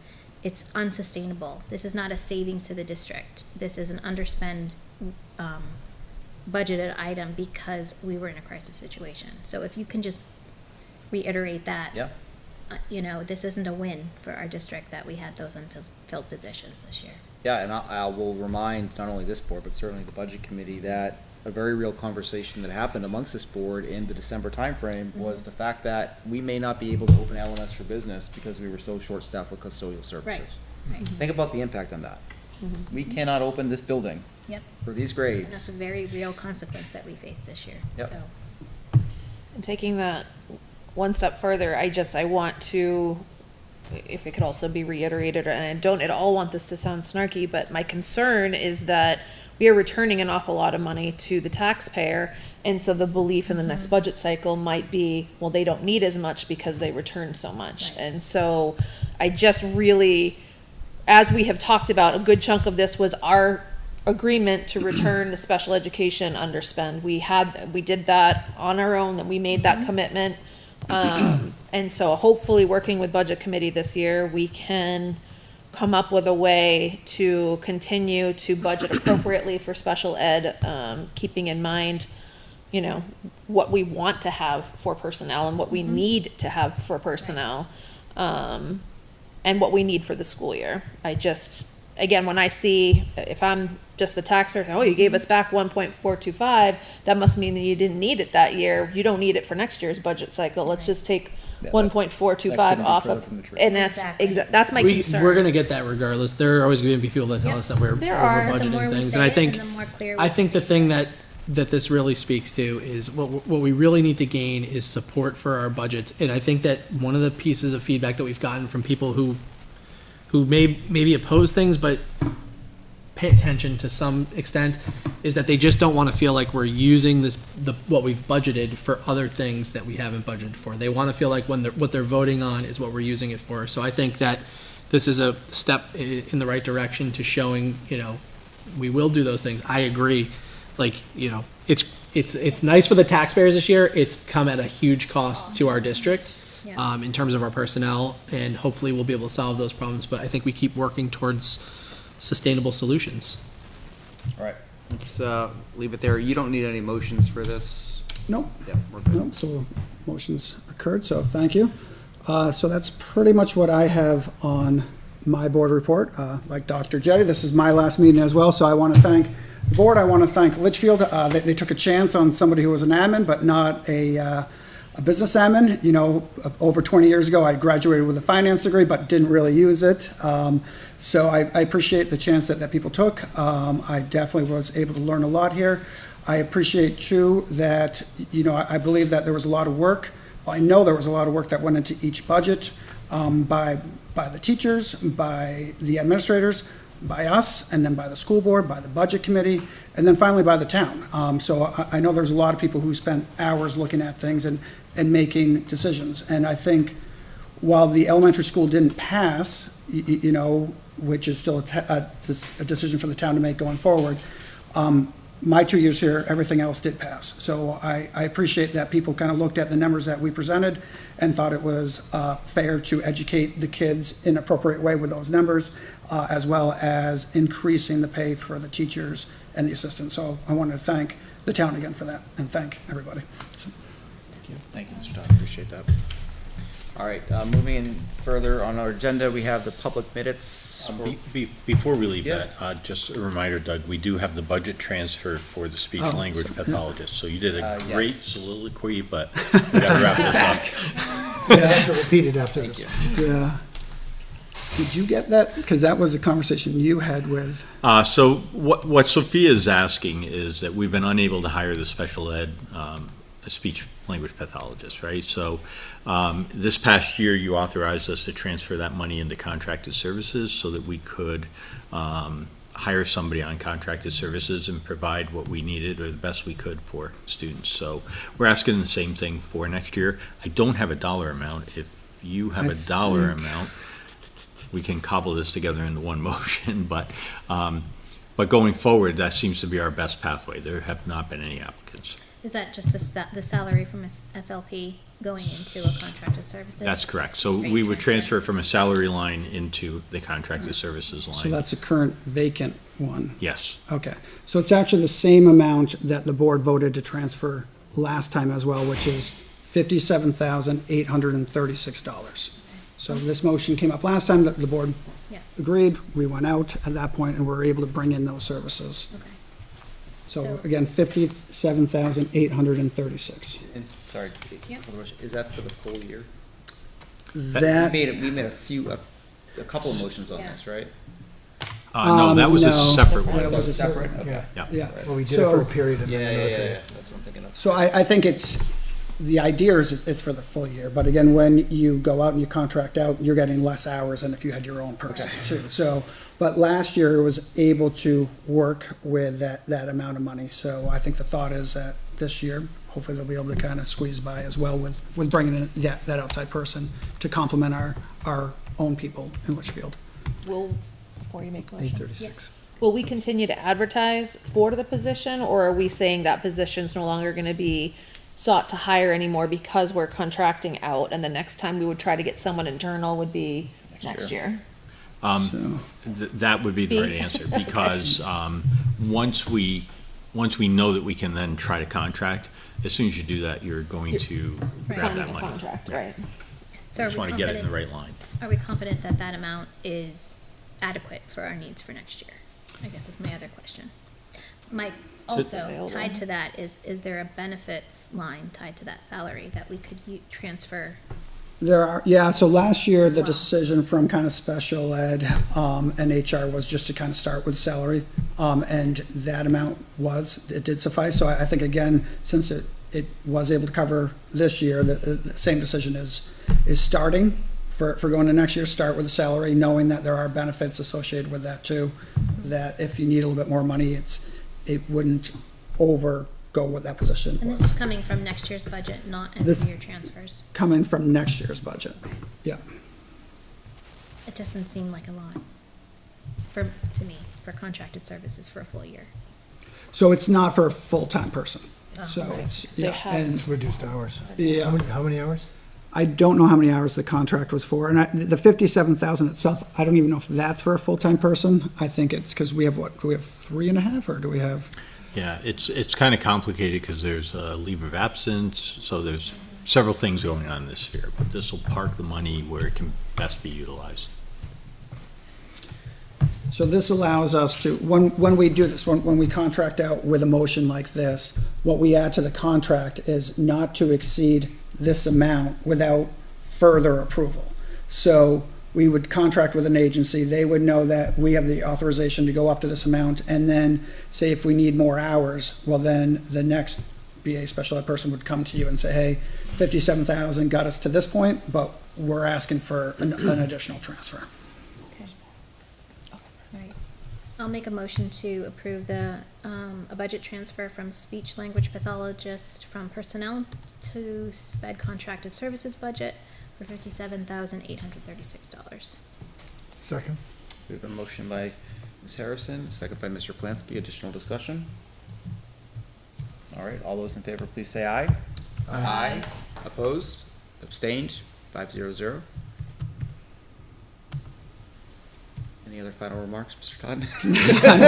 I am good, Like to thank do you. another speech? Want another speech, stand for this one, maybe sing. Thank you very much.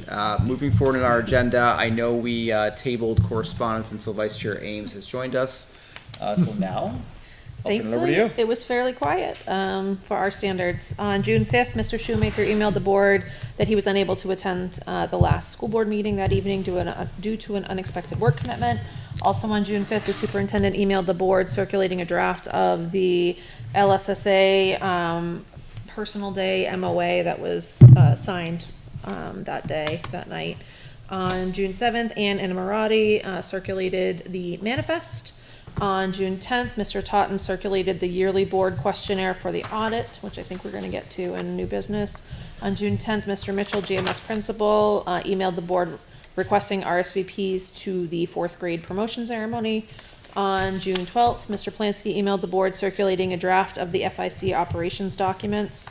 On June 13th, Mr.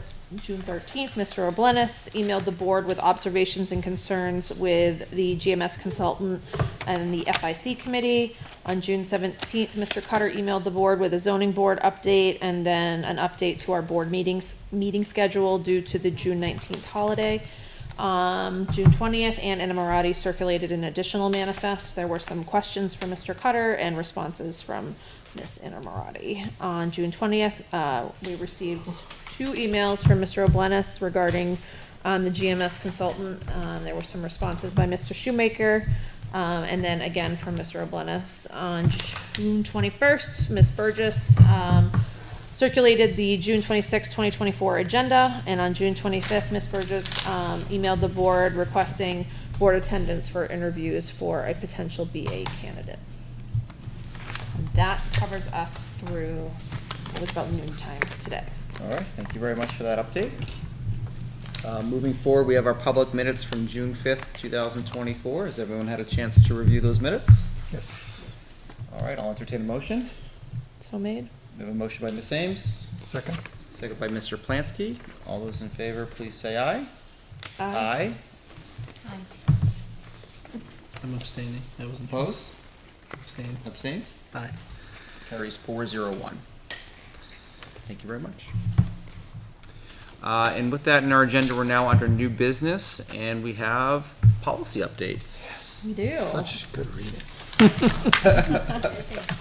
Yes, so policy committee met, and went through and we're moving through, the J's. We're trying to work through the J's as well as to address any policies that need to be reviewed annually. So that's why DFA was there too. We hadn't reviewed that one, I think, since June of 2022. So we wanted to make sure we updated that. Yeah. Great. So these are all for a first read. I've had an opportunity to review them, all pretty standard to me. Any questions from the board on any of these policies? I had one on the investment piece. Okay. Who's the treasurer? It's an elected position. Yeah, so that is Lynn Clark, yeah. So that's a position elected every 3 years. So the voters have elected Lynn. There's not been a stampede of people interested in being the treasurer, and she has graciously agreed to continue doing that, so she is the treasurer. All right, I would recommend a blanket approval for first read. Yeah, so I'll make a motion, if the board's okay with it, to approve for a first read policies DFA, IFABB, I'm sorry, it's J. on J, Yeah, it's it's underlined, J. sorry, JFABB, JFAB, JRA, JQ, JICF, and JICFA. Second. We have a motion to approve 7 policies as a first read by Ms. Ames, second by Ms. Harrison. Additional discussion? All those in favor, please say aye. Aye. Opposed? Abstained? 500. And we have, Three for a second three read. policies that we reviewed at our last meeting that are now up for a second read tonight. Yep. Policy committee did not receive any additional questions, or concerns, so I'm assuming these are ready to go forward as written. So I will go ahead and make a motion to approve for second read policies ACN, JLCK, and KED. We have a motion by Ms. Ames. I will second. Additional discussion? All those in favor, please say aye. Aye. Opposed? Abstained? 500. And then the last thing we need to deal with, we had talked about this at the last meeting, but we didn't have a full board present at the time, was there were 2 policies that we had voted to well, that we signed. One, they didn't have dates on them, and so we wanted to make sure, particularly with the fact that our current board this year is the same as the board last year, so we felt it was important to go ahead and date these documents for the year, to make sure people are able to attribute it to the correct, school board year. For BCAA, which is the school board conduct, it was signed by everyone, but again, just not dated, and so the thought was we would just re-sign. And then for the code of ethics, we had gone through and we had, changed part of that language on the code of ethics, which we all voted to do, but it wasn't necessarily a vote to change the policy so much as it was a vote to change the document. And so the thought was it would be best if we formally voted to change the policy, if that makes sense, to line up with what we already did. Yep. And so I have both policies, BCAA and BCA in front of me, pending board approval here. We'll get these circulated. Yeah, We'll so pass the sign. if I can, I'm gonna just make a motion to approve BCA, which is the code of ethics, as a policy change. I don't think we need to make any motions to approve BCAA, that's just a new signature, but I do think we should vote and have that cleared up so that when we're redoing and writing the, policies on the bottom, we can say it was reviewed on such and such a date, second. And I am gonna waive a second, would also include to waive, this would be a final read. We don't need to bring this back for another read since we've already talked about it, at length. Was that your motion? That's my motion. I will second. Okay, excellent. All right, we have a motion. Sorry, Jan, I know that was a run-on sentence when you're typing this up. And a second. Any additional discussion on this one? All those in favor, please say aye. Aye. Opposed, abstained, 500. I will sign both and then circulate for signature amongst the board. Perfect. And then the hope is the policy committee will have a chance to meet before the July 10th meeting. At the very least, we'll have the 7 to second read. But given vacation schedules, 4th of July holiday, Mr. O'Connell just coming up to speed, I don't know that we're gonna have a chance to meet before that July 10th meeting, so we'll see. So stay tuned, but I think we're making progress. All right, thank you for that update. Moving forward in our agenda, we have the Litchfield support staff request to bargain.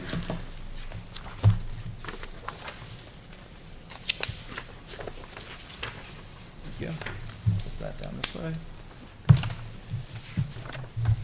I wasn't able to open You weren't able to open it? No. Okay. So, just in terms of board updates, on June 13th, 2024, I did receive a request from the LSSA to begin negotiations with support staff. I know Ms. Ames has been in coordination with that and arranging dates. So I don't know if there's any other update to share there. So we are having, because it is going to be Mr. O'Connell who's gonna be as a part of this negotiating team, Holly, from HR is gonna coordinate and circulate dates after July 1st. So we were waiting until, Who's the negotiation team? Am I on that? no, Matt and I. Okay. You're free. Huzzah. All right, thank you for that update.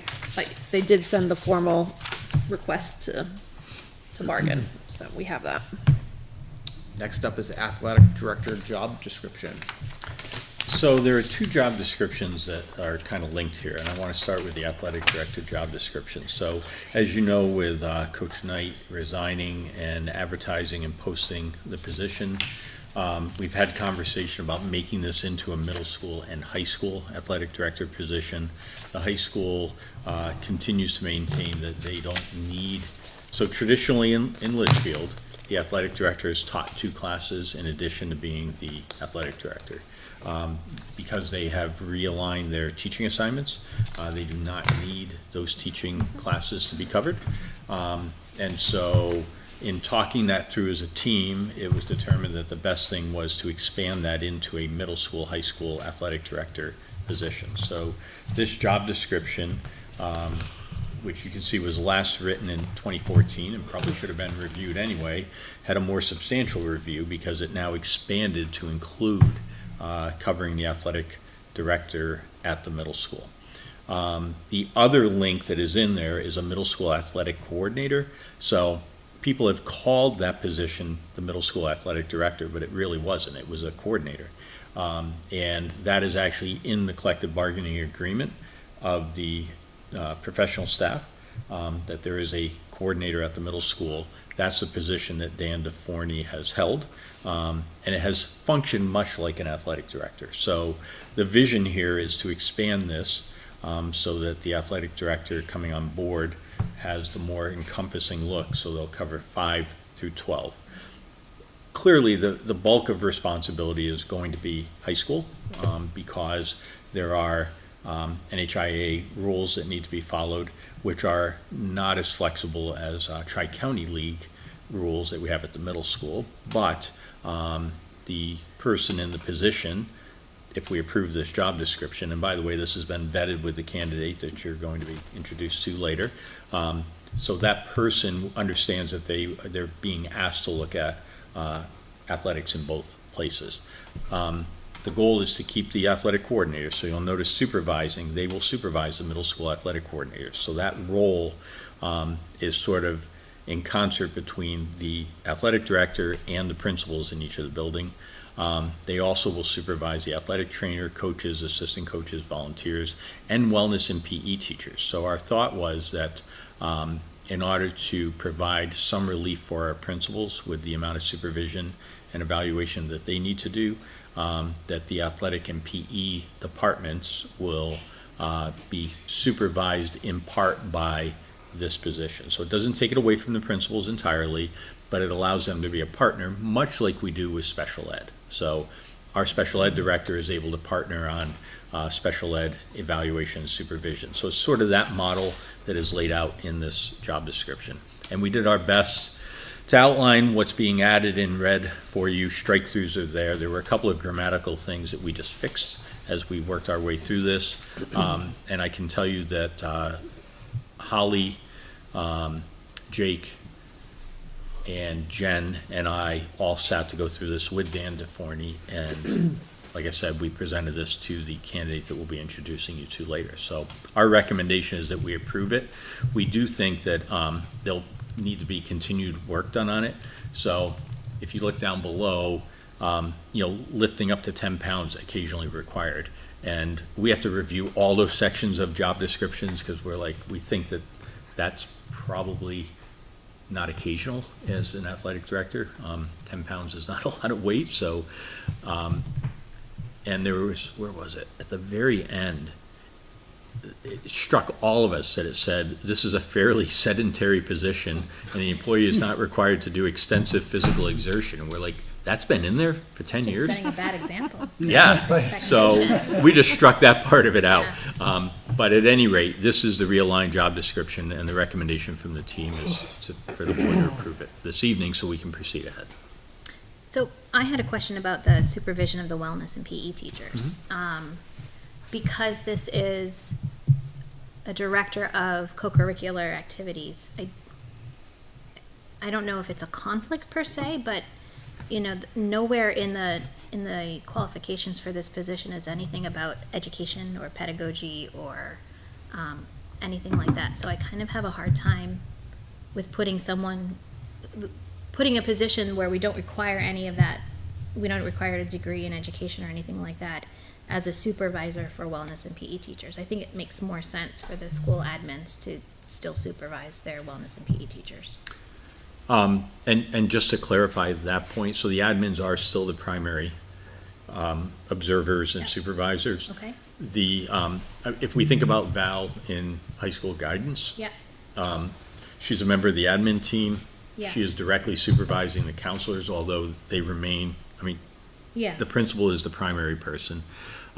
In the area of special ed, as I mentioned earlier, the case managers fall under the principal, but the special ed director comes in to assist with that. So see this more as an assist role is the way we were trying to frame it. And if maybe it's overstated in supervises, like they're the only supervisor. Right. But by including it, that's what was confusing. they to me. become a supervising partner Yeah. is the vision of this, because in the principal's job description, it still says all teaching staff. So does that require a change in the job description for the wellness and PE teachers then?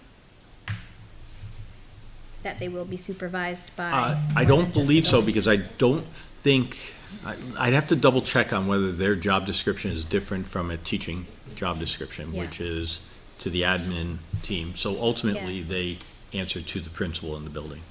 Okay, So it's just, it's a dotted line kind of thing. It's a, yeah. correct.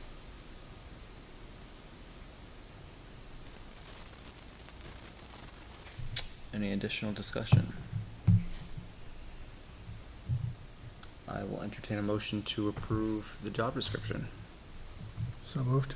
A motion by Mr. Plansky, is there a second? Second, Second by Mr. Shoemaker, additional discussion? are we approving both of them at once, or are we doing them separately? I didn't present the second. Yeah, that's why I don't wanna do both.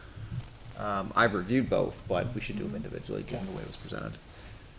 All right, all those in favor, please say aye. Aye. Opposed, abstained, 500. Perfect. So the second one is the middle school athletic coordinator. In this case, we have given it a date of today in here, and really tweaked what was already existing. So you can see there's not a lot of changes that have been made in this document, although we did, I think we took out sedentary at the end also, so. All right, additional discussion on middle school athletic coordinator. Make a motion to approve Approve, the please. job description. Thank you by Mr. Second. Kaminsky. Second by Mr. Shoemaker, additional discussion. All those in favor, please say aye. Aye. Opposed, abstained, 500.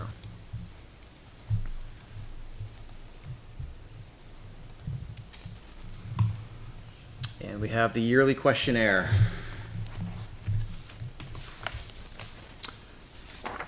We have provided the board chair with a copy of the questionnaire. I believe it is pre-populated with everybody's information at the end, so we just want to verify that it's all accurate. If you click the link for it, you'll see what we have for your real-life jobs, et cetera, posted in there. So by pre-populating it, it'll hopefully speed us up here. I can't see I don't have access to the link. Yeah, Matt. Matt, everything is public. Are you logged in under your school account? That might be the, if you're. Says I am, Interesting. yeah.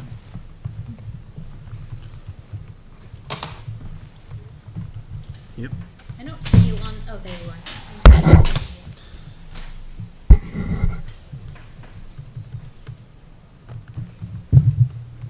Yep. This is fine. Do we need to answer the questions? How do you want to go through this? Yep, you would want to answer the Yeah. questions. Yep. Traditionally, the board chair reads each question and then records the answers. Yeah. Sorry. I Okay. should have set you up for that. Thank you for that. All right, so we'll just take this one by one. So question one, does any board member have any knowledge or suspicions of fraud activity affecting the school district? No. No. I'm a no. Have you received any communications from employees, former employees, regulators, or others alleging fraud? No. No. I'm a no as well. Have you identified any specific risks of fraud within the district? No. Nope. Has the board adopted a universal code of ethics for members and employees to follow? Yes. Yes, that's marked yes, okay. Have you or any related party of yours had any interest, direct or indirect, in any of the following transactions or pending or incomplete transactions since July 1st, 2023, to which the school district, SAU, or any retirement, savings, pensions, or other similar plan was or is to be a party? Sale, purchase, exchange, or leasing of property? Nope. Receiving or furnishing of goods, services, or facilities? Nope. Transfer or receipt of income or assets? Nope. Maintenance of bank balances as compensating balances for the benefit of another? No. Other transactions? Nope. Does the board have any concerns over related party transactions? No. No. Does the board formally authorize all disbursements, both vendor and payroll, prior to the release of funds? This is one that's tricky, right? Yeah. This would be no, because of payroll Right. following policy. Exactly. Yeah. But we did approve it for the year now. This year. This year. But for But last we year. didn't. Okay. So, But you're left with 1.4. You did good. So, no. no, And then I have to answer it. Due to Payroll policy. payroll timing. timing, yeah.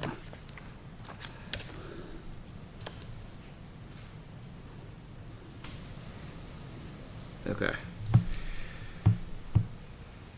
Does the board, so this is a yes. Okay, has the board approved a disaster recovery plan? Yes. Is there a written investment policy adopted? Yes. Dates in there. Does the board have knowledge of any funds or bank accounts that are not in the custody of the treasurer? Nope. Yeah, well, that's actually yes, because that's the student activity funds, which Oh, again true. aren't, it's not taxed money, you know, it's not coming from taxpayers, but the student activity funds, That's excluded. which is in the- managed by the principals, so. But yeah. that's excluded in the. Yeah, Well, read- the but the exclusion is next- included in the. Yeah, in read it. the, in parentheses, it says exclude Student properly activity funds. established student activity funds Oh, held by okay. the So it's- I'm just looking at the, I guess, I'm looking at last year's answers, so I apologize, so, yeah, so, So it's a, it's I marked it yes in student activity fund, so. So it's really no. really no, I guess, my mistake on that. Okay. Does the school district have knowledge of any crowdfunding activities? If so, indicate what they are. Does this exclude student activity funds too? Like team accounts and? This would exclude that, I would think that that would exclude that, because we don't do that, Right. yeah. Okay, so the answer is no. All right, and that wraps it. Everyone's comfortable with the descriptions for each of us? Okay, great. And I am okay to sign on behalf of the board? Yes. All right, thank you for that.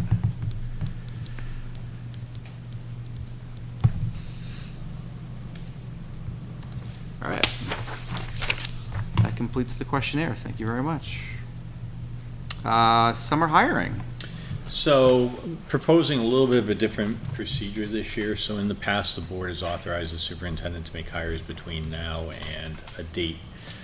It's typically bellied up to your first meeting in September. Right. We've gotten so good at sharing packets electronically and getting the information out to the board that in talking about it in the office, and with Brian being new to this, the conversation was that we can streamline that perhaps if the board's open to it by having, once the superintendent has reached a nomination, so you have a fully vetted candidate, all the background check stuff is done, et cetera, and that then the packet can be circulated by email on that candidate, a link, here's my nomination for this position, and copied on that email would be HR and Renee is our executive assistant. So that email will go out to all 5 board members. Board members can then review the packet. If they agree with that nomination, they would just reply all, approving the election. And once we've received 3 replies, HR will proceed ahead with the hiring onboarding process at that point. If there are questions or concerns about a nomination, those should be directed right back to the superintendent and the board chair so that people are aware of what those concerns may be. And then we would record the votes at the next regular board meeting. So we would just read into the actions taken that this person was nominated and approved. I think it's an improvement over the process we've been following where it's kind of a done deal, we plug ahead, and then we inform the board later, especially the gap between July 10th and August, whatever the meeting date is. But it's up to the board. You can certainly authorize the superintendent to do it the way that you have been, or you could follow this step. People are pretty responsive to emails, and the packets are pretty complete, so you would have the information, so. I guess my only concern about it would be the timing of responses. If 3 people respond back, yep, that looks good,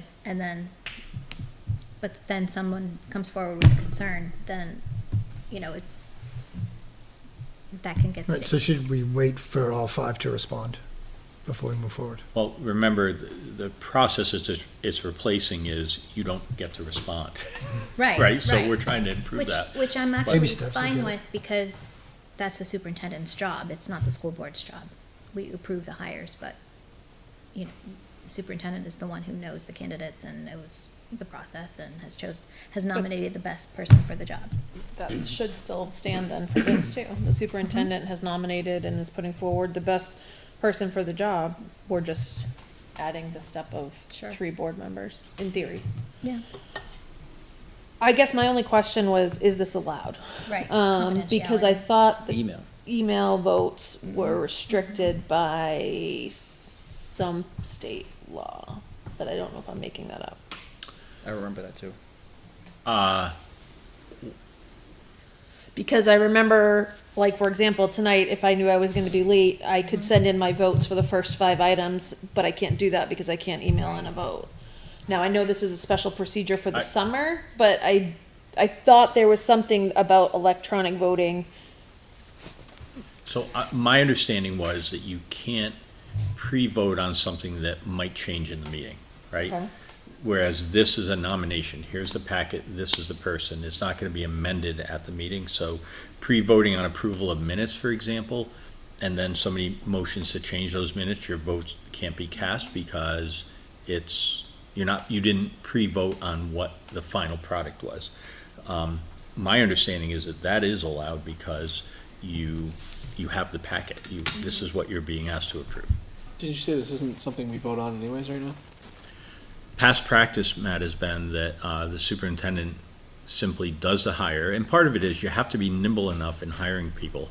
If a Spanish teacher arrives tomorrow, we can't wait till July 10th, right? Right.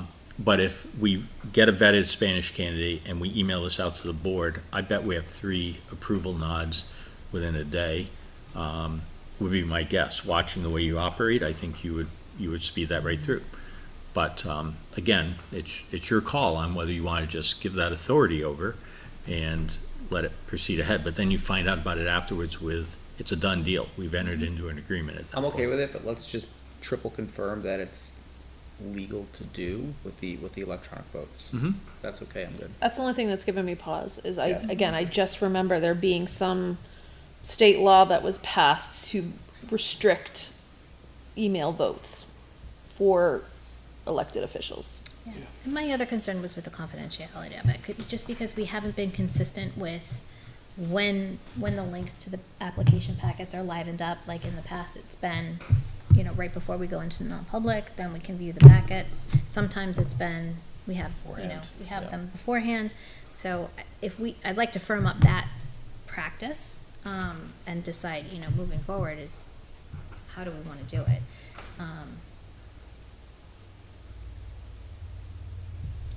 Just because of the confidentiality question.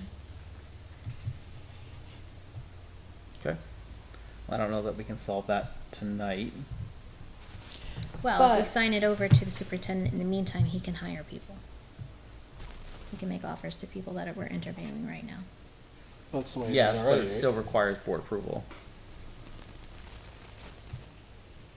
No, that's the policy right now, right? Mm-hmm. So barring us doing anything right now, that's just in place. That's not the policy right No, now. that's, the policy is we have to vote on that to be the policy, We have to- so. To renew it You have every to year. give up your authority Right. to elect, right? So the superintendent nominates and the board elects. You have to give up your authority to elect. So that- we do that every. Usually that's what we Usually we do. do it every Oh, I see. summer, Okay. yeah. Gotcha. Again, under the or under the specific thought that this will help expedite hiring. I mean, the However- next time But it that we'd be doesn't. looking at this would be on July 10th, and then, And then August yeah, was the like 6th. Right, but we're waiving that right. So he goes ahead and hires it, and that's it, August 7th. right. right? We're not waiting for board approval if we waive that over to the superintendent. Am I right on that, Mike? Ask me that one more time. So what we've done in the past Yep. is we say the superintendent has all the hiring authority. You waive your, We don't make them wait until we have a board meeting That is to correct. approve them. that is correct. Correct, because we need to be able to be quick enough to be able to hire someone who is simultaneously applying for and could have 2 other positions available to them. So the big question is just the next 2 weeks, right? Right, so That's- what is the problem we're trying to solve? Well, we don't have that vote currently, so, I think it's given the board actually more transparency into the process and being able to weigh in. That's how I read this. and I think I think the other piece is that it's only it's like regular meeting time, right? So you're just waiting 2 weeks to the next meeting. It's the gap between July 10th and August, whatever, the Seventh. Yeah. 7th, thank you. That's the gap that, and that's where the need to be nimble. So the question would be, you could on July 10th, make a motion to give that election process up, or you could enact this. We'll get you an answer. I'm trying to find the electronic voting thing. I'm trying to get an answer to that, but Well, I'm wondering, can we make what are the board's thoughts if I were to make a motion to approve this pending confirmation from either legal or a review of the statute? And so then, That's exactly what I would do. and then that way it's in place, and if for whatever reason it's not legal or whatever, we'll find out about it and it's not in It's null place. and void. But it's Yeah. in place if it's fine. Is that a motion? Yeah. Sounds like, Second? Yes. All right, we have a motion by Ms. Ames, a second by Mr. Shoemaker to, just to recap, to approve as written, the recommendation pending confirmation that it is in fact legal to do. Additional discussion? All those in favor, please say aye. Aye. Opposed? Abstained? 500. Cool. All right, LMS HVAC. So we're coming forward with this agreement. So as you know, the HVAC equipment at LMS is now starting to come out of warranty. There's some equipment that was installed over a year ago that has come out, but then other pieces, major pieces, are gonna come out starting in August when stuff was brought online. So we reached out to NPI, which is Northern Peabody, to ask them to tell us what it would look like as the people who installed this, as the people who have tweaked and adjusted this, stayed on in a preventative maintenance position with us. And so they came forward with this agreement, and we wanted to bring it forward to the board. A couple of things. Part of it is awareness for the community that the new equipment is now been in place for a while. And we're gonna need to make sure that we have a preventive maintenance agreement with a company.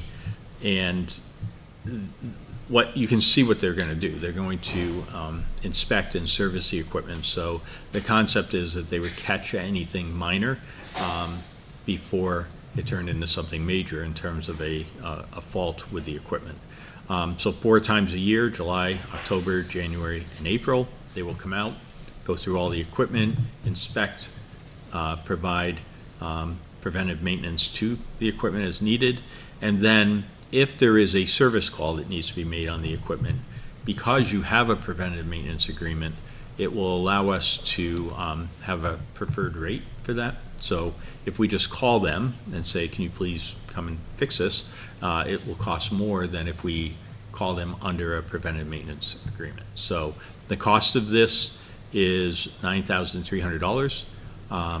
And when we reviewed this with Dave Ross, Doug and I went through it with Kyle, and actually we asked Kyle, who then had James actually submit this.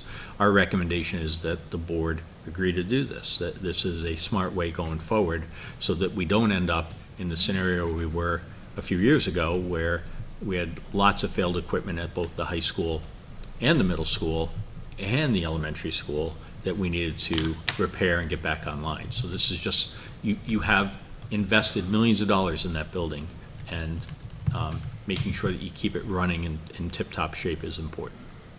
Wholeheartedly agree. I'll make a motion to approve. Second. Motion second. Additional discussion? All those in favor, please say aye.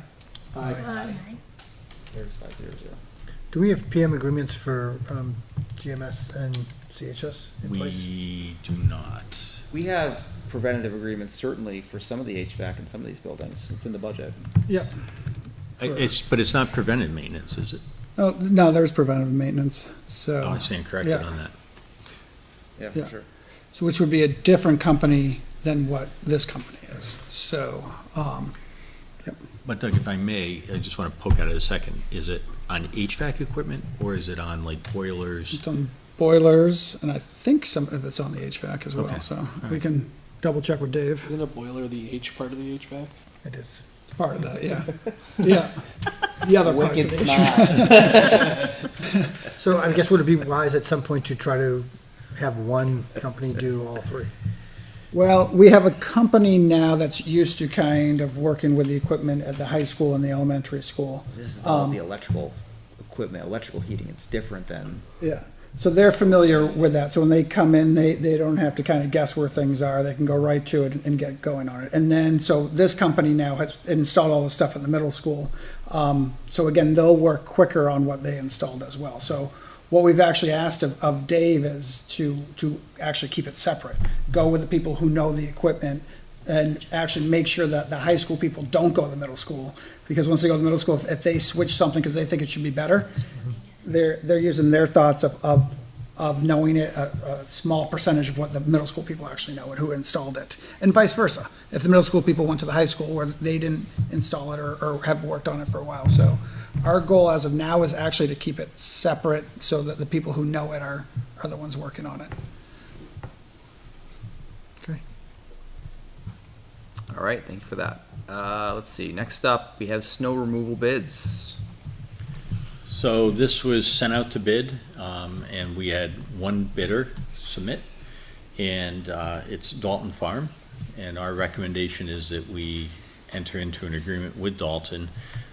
We're recommending that it be for the $48,026 for the entire year of 24-25 school year.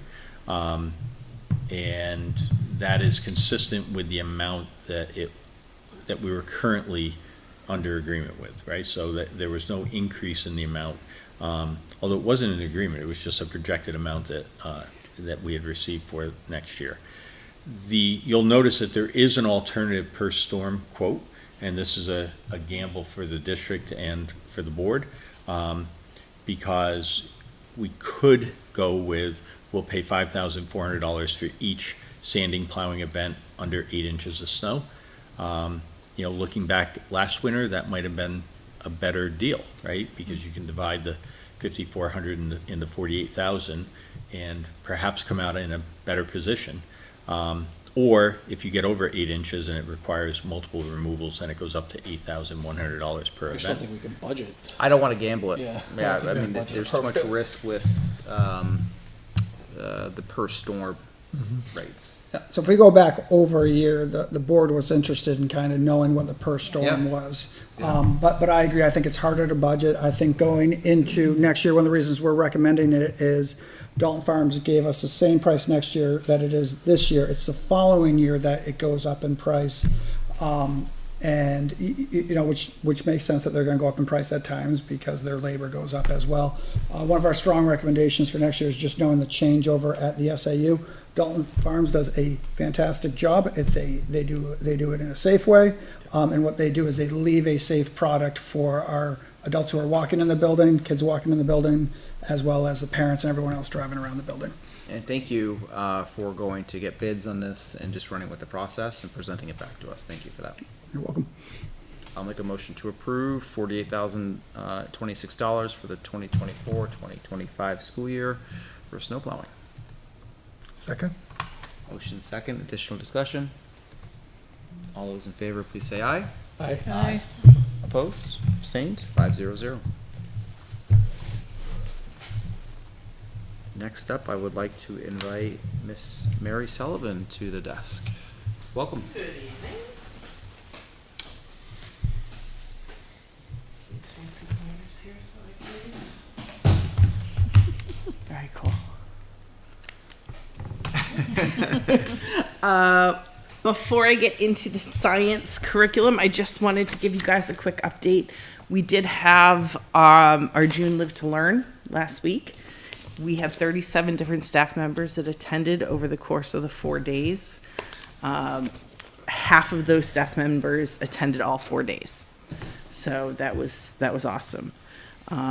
We had 5 different staff members running sessions. That's not including myself. We ended up with a total of, I believe, 10 sessions, 10 different sessions that ran over the course of the 4 days.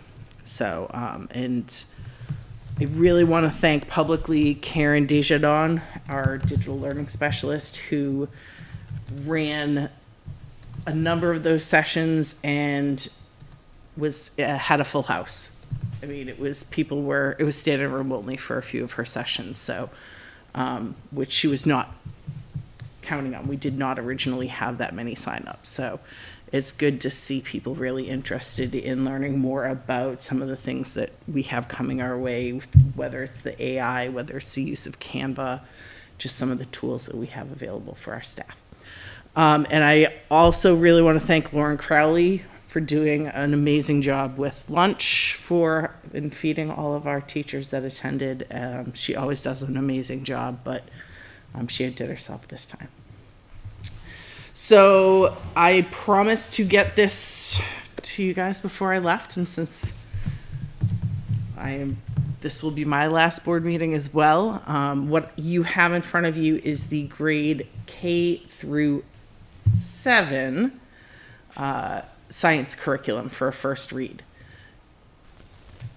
We opted to hold off on the high school because of all the transition there at this point. I felt it was a little too much to ask a department who already is understaffed, who has somebody who is just learning the ropes of being a science teacher and a brand new curriculum facilitator to try and go through this process with us. We did meet on it. We did talk about it. They have like an idea of how to move forward with it. But at this point, it was just too much for them. I'll be honest, 8th grade just didn't get done. I don't have a real good explanation or rationale as to why, other than it just didn't get done. But I brought it forward for a first read. If you have any questions, I'll answer what I can now. I know typically that is not until the second read, but that will be on our new curriculum team. Okay, thank you very much. Any initial questions at this time? I reviewed it as part of the PERC committee, Yes. so I asked my questions already. I would also say that Tina was on PERC, so she was part of the It's not process. perk anymore, right? Sorry, the LCC. I'll throw me off. But moving forward, as Sarah was not part of this process, I am meeting with her tomorrow, so I will go over all of it with her. But Tina is also a good resource to answer questions because she was there through our discussion. Excellent. I'm just throwing it out there for consideration. Does it make sense to hold off on the first read until after Sarah's reviewed it? Or is this something that, till the new curriculum director has had a chance to weigh in? Or is this something that when they come in, they're gonna be so overwhelmed with everything else that this isn't something that they're gonna necessarily That would be able to That jump would be on? my fear. being the person that came into this position 6 years ago with a whole lot of nothing, it would definitely be my fear that it would just be a little overwhelming for her coming out of the gate. I think that's fine, but I would want her opinion on it before we Becomes vote. final. Right, and so. Which is why I wanted to get this just for a first read, so that you So I had. guess I'm gonna look at Mr. O'Connell for a moment, right, and if, we could have Ms. Pooler's thoughts going into our July 10th meeting, that would be helpful. Yeah, definitely. I just went through it real quick as like just a template starting point, not going so far in the weeds and all the curriculum here yet. It looks like a wonderful foundational piece here, like K through 7. Just, it's that UDL design, it's got everything that you would want as part of your curricular documents there. It looks, again, I think this is very quick, just reviewing it, but it's everything you would want. Sarah was planning on being here July 10th too. That would give her some focus to come prepared to talk about this. This was all written by Correct, that was what I wanted That's great. to make sure. Right. It was written by our teams, It's above our my pay grade level grade, so. teams. It was also, I mean, it's aligned to the grade level standards for, for Yeah. K through 7. All right, so does that alleviate your concern for first? It does, yeah, I'm good Okay. for first reading, yeah. So I'll make a motion to approve the science curriculum, through grade 7 for first read. Second. Oh, You can second. I already, Who's got it? Me. All right, Miss Ames. All those in favor, please say aye. Aye. Aye, opposed, abstained, 500. All right, thank you very much. Thank you. All right, now we're on to LMS Solar, and it looks like we have a new addendum that's been added today. We do. So if you look at the addendum, I want to walk everybody through this because I had notes from our last meeting. And just so the board is aware, Doug and I had a meeting with Kay last week, I think late last week. And we went through the questions and concerns that the board had raised and then asked to get an updated addendum. So you'll see this is dated, Monday? And here it is for consideration. So our goal is to wrap this up and put a bow on this by Friday. And we're thinking that we addressed everything that the board had raised as concerns. And so this is what is being proposed with the estimated schedule. So let's take them point by point. So the first point is just defining, so remember we're dealing with a couple of different names here. Dynamic Grid is the name of the company that is doing the installation and owns the equipment, and Litchfield Power Investors LLC is the group that is behind Dynamic Grid. The LLC is a wholly owned subsidiary of Dynamic Grid, so that is where those two places lie. Significant cash outlays have been incurred to date by Dynamic Grid, and construction activities for the solar array are nearing completion. That is accurate.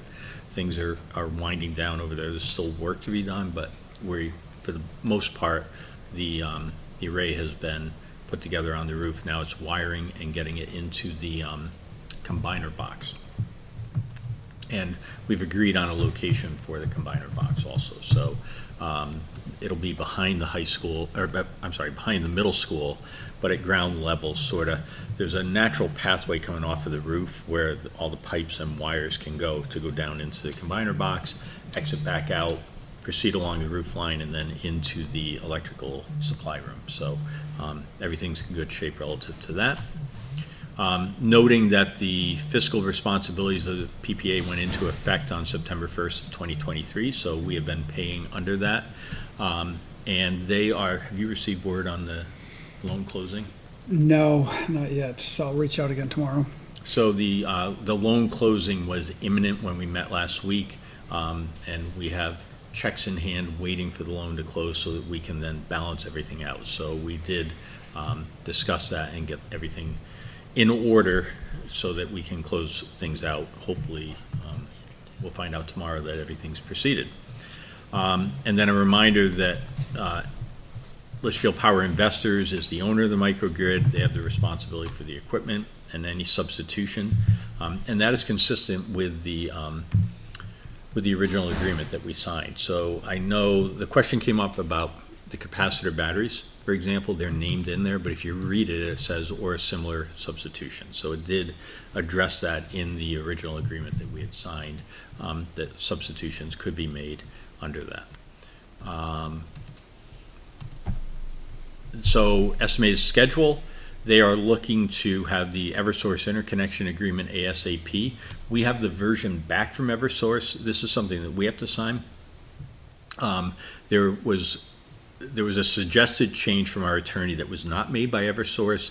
We have a phone message into the liaison to find out why that wasn't accepted.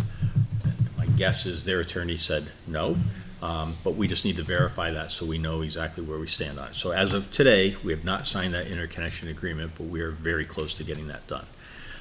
The solar array, Kay has put in here end of June, which is here, or early July. So again, that is buttoning up as we speak.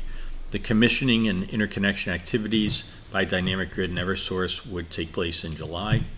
The solar interconnection would take place in mid-August, but that is pending Eversource getting everything lined up correctly. They then would proceed ahead with Litchfield Fire Department and the permitting process for the battery storage system, and they envision commencing the final design in September and October of this year. If you remember before, it said Q4, so we pressed to say when exactly will that occur, so we have September, October. And then limited production UL approval by battery components supplier and Dynamic Grid in Q4, with an estimated delivery in December and January, pending the regulatory approvals. So this is the updated language based on our conversation. Okay. I like to see that the timelines are a bit tighter than what they were originally, so thank you for that. Any questions from the board? I know we're just, this was just linked today and we're just reviewing it. Is the PPA, how long is that contract in effect for? Like, does that renew, is that for the entire 6 years that we have until the? No, it's longer than that. It's longer than that with a, 20. yeah, 19 or 20 years with a buyout possibility starting after 6 years. I gotcha, okay. But the rates reset, It's locked, but then they go up. They go up year after six, yeah. I'm just thinking about like with the battery storage, like if that's delayed longer, I know that they're eating all of the losses relating from the battery storage not being in place yet, so I just didn't know if that was. So the payout amount too is based on the fair market value of it at that time. So if it had superior battery storage, then the payout would be more than if the battery storage is less. Right. Less functional in a way too. So, I mean, our goal still is to like, is to match with what they said at the beginning, like Right. this should be able to last Litchfield for a while. Mm-hmm. Gotcha. Any idea what we're saving on the PPA plan? So Kay has indicated that by putting the PPA into place last September, if you look at what we had paid for electricity and oil at LMS prior to the project, there's a savings of about $108,000 that we can point to as a result of this project.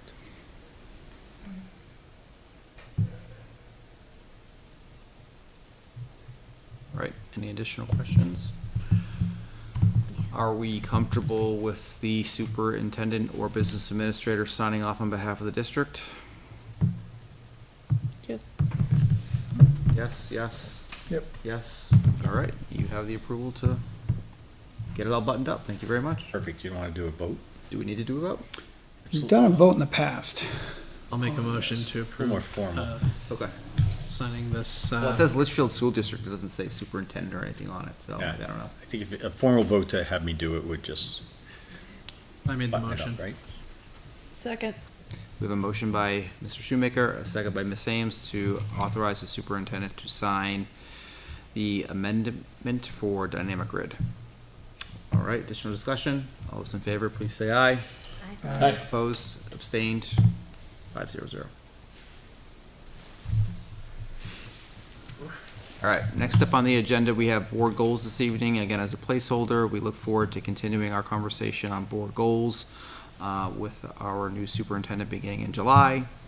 And then we are moving into our facilities committee update. So fun. All I right. guess before we go into facilities, I want to be sensitive to the audience this evening. And Yeah, why don't the time you is do just that? about 8 o'clock.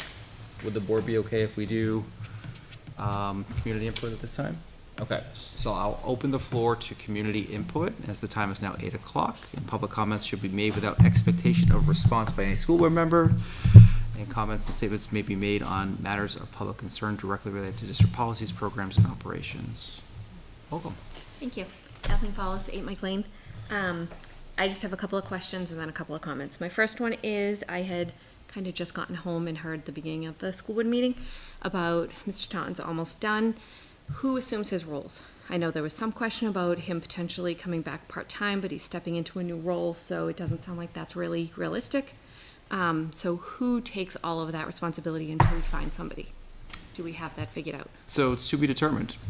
We do not have that figured out yet. As mentioned, there is an interview with a candidate scheduled for tomorrow, and pending the outcome of that, we will see. Okay.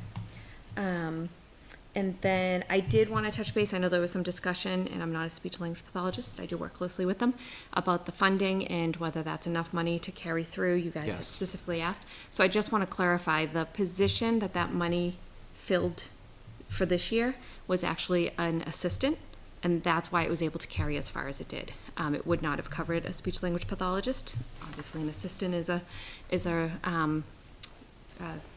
lower paying degree. And so we have not been able to successfully find one of those either. And as a side note, a pathologist evaluates, an assistant does not.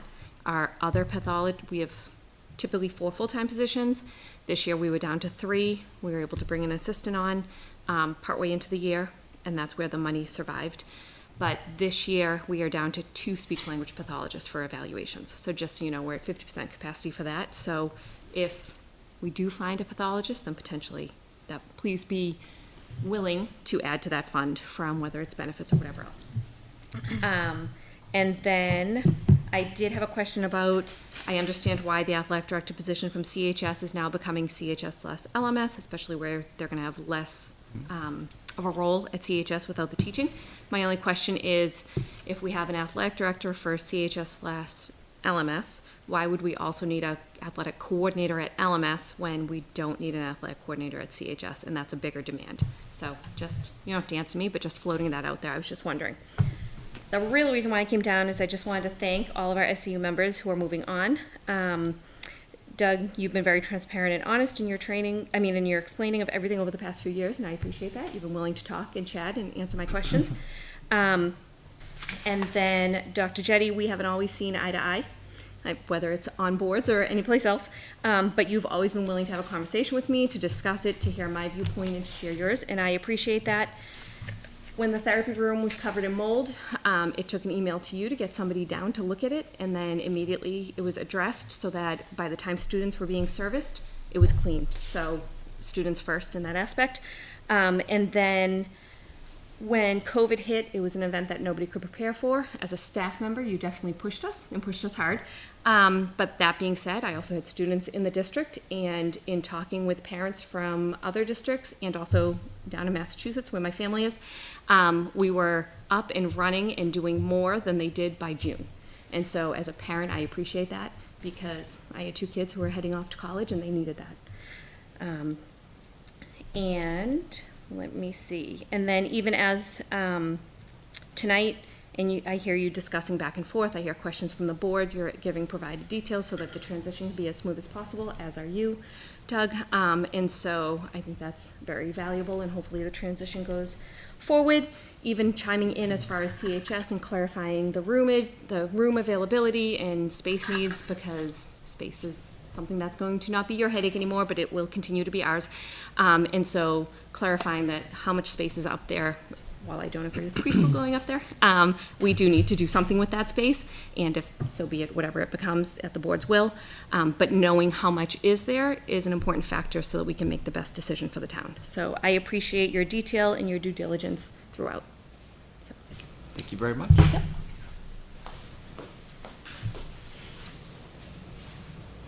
Welcome back. Hello again. Janine Engtel, representing myself this time. And your address. 43 Tanager Way. Thank you. Also a first grade teacher. You get to think about it like, wait, what? Address. I'm like room 8. I spend more time there, I think.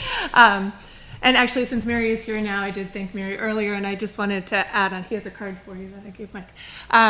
But I wanted to add on that one thing Mary did for this district is to bring Live to Learn, and she commented on it. And Live to Learn is such a wonderful opportunity for all of our faculty and staff to do essential, critical professional development work, curriculum writing work that we do not have time to do during the school year. So even though not every teacher can do it over the summer, it is a wonderful opportunity. So I thank Mary for bringing that, and I hope that that tradition continues. I was there last week, and it's really a valuable time for anybody who can take part in it.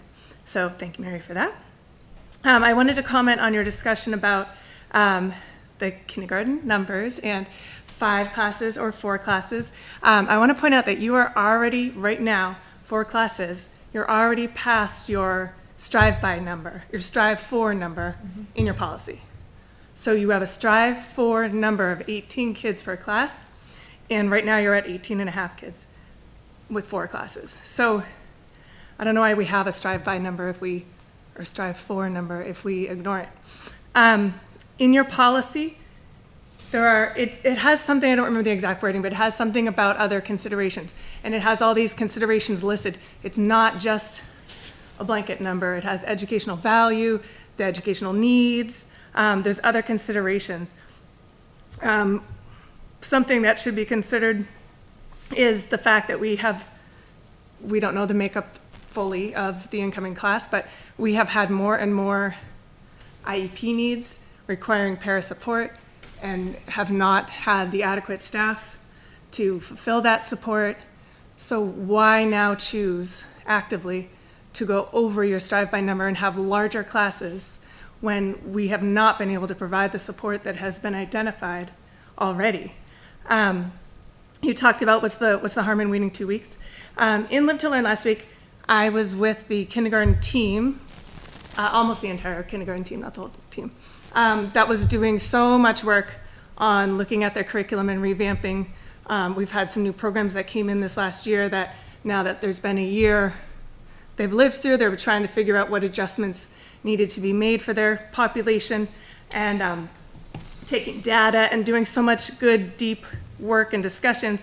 But the teacher, the 5th kindergarten teacher who doesn't know if she's going to be the 5th first grade teacher next year or if she's going to be the 5th kindergarten teacher next year, she didn't know how to participate. She didn't know if she should be joining me and discuss, getting acquainted with the first grade curriculum and getting prepared and start preparing things for her class, or if she should be in the kindergarten discussion. So she kind of just sat there with, one foot in both worlds, not knowing what to do. Teachers prepare all summer long. This morning, a text thread with my first grade team went around about our science ordering, what materials we need to replenish for science next year. One teacher was at the pool. We're all in different places, but we're still working and preparing. And that teacher, that potential, she might be part of our team or she might be part of kindergarten team. She wasn't participating in that because she doesn't know where she's going to fall. So what we're already losing is the preparation time, the team consultation time that is happening now, and she's not able to be a part of either team because she's in flux. So I do think there's something lost by waiting even 2 weeks. So I'd like you to reconsider that and make a motion to just do it. Like Nike, just do it. We're already over the strive by number. Yeah, I guess that's all. Thank you. All right, thank you very much. I'm just gonna jump back up for a minute. Do I have to say everything over again? Kathleen Paul, St. Mike Lane. I think she hit Mary. I want to hit Sophia too. She's not here. However, I do want to say, as someone who worked on Sophia, she brought a lot of consistency and she was very responsive to us, or to me. I can't speak for everyone. But I did find that she brought a lot of consistency. She was trying to define programs, which I'm a structure person, so I appreciated that structure. So I just also want to put her on the record as being thanked, as our entire admin, our SAU admin cleans out. So that's all. And hopefully that continues because I think Thank you that's very much. important. All right, with that, there's no other community input this evening. We will close community input for the evening, and we will go back to Facilities Committee for an update at this point. Okay. So we have continued on the process of trying to identify a path forward on how to solve the GMS problem. The biggest task that we're trying to really work through is identifying the options and boiling down the options, and also continuing to identify or digging further into the state of GMS. I think there's a lot of information that's been worked on over the years for that. A lot of the information that we rely on today is based off of historic investigations as well. Part of that is due to the fact that every time we do an investigation, there's a cost associated with it. So recreating the wheel every time can get very costly. The most recent investigation that we did was Kyle Barker volunteered his time to come down with our friends from Bonnet, Page and Stone, the construction managers, to go in and take another look at the deficiencies, to try to help really hone in on what the options are for solving the problem. And with that, they're working, we haven't gotten numbers yet, but they are working on revising some of the numbers. So one thing that's really important for people to understand is there's a lot of different variations of numbers that have materialized over time. And Kyle likes to remind us that every time he goes in and updates them, there's a new number that's introduced into the mix, into the sort of history of things. So it does get very confusing. And part of that is because the landscape is always changing in terms of costs for renovating things. So Kyle has kind of worked to do those things. He went through, Ronald Blennis was there. I unfortunately was not able to make it for the walkthrough, but I don't think that they were really looking for, they were looking to just go through and get their stuff done. So they did they are again working to get updated numbers on some of the deficiency lists. They do have the long deficiency list that they worked through. So we'll have potentially more information on that. We're still working to get towards some sort of options on what we need to pursue, and I think it's important to try to figure out, there's going to need to be money spent to pursue whatever option we pursue, even the investigation component. And so from my perspective, I don't know about you, Peter, I just think we need to have a very definitive direction as to where we want to start focusing our efforts, and that's what we're really trying to boil down now. Amongst the committee, there was some discussion of what Kyle perceives as three sort of immediate options, one of which is a pay-as-you-go model of trying to just solve problems. One of them is more of a more like immediate renovations and additions option, and then one of them is still, of course, a new building, which, again, we've done a lot of investigation on. The majority of the committee, I won't say it was the entire committee, the majority of the committee seemed to agree that a pay-as-you-go option was not a good option for solving the problems, largely because, as Kyle pointed out, it would be one thing if we could just say, okay, every year we just need to get people to say, okay, we're going to do a $2 million project, so, make it $2 million. But as Kyle explained to us, the packaging of the projects doesn't lend itself to that. So it would be, next year is a $2 million project, but the year after is going to need to be a $10 million project, because you just can't package the projects. He said, if you're doing something to the roof, once you start taking down the ceiling panels, you're going to want to replace them. It would be foolish to not replace them at that point. And so he said that when you actually factor in doing that, and then factor in the cost of inflation on things like that, by the time that you just bond a project, you're going to have, number one, consistency in your taxes, but also you're just going to be able to get the project done better. And then there's a bunch of immeasurables, like you do the project all at once, you get the savings, the efficiencies of the savings from relating from those things. There was a little bit, and Peter was one of the voices that kind of had some questions about that. I firmly believe that the pay-as-you-go option is going to be catastrophic to us to try to have a good solution.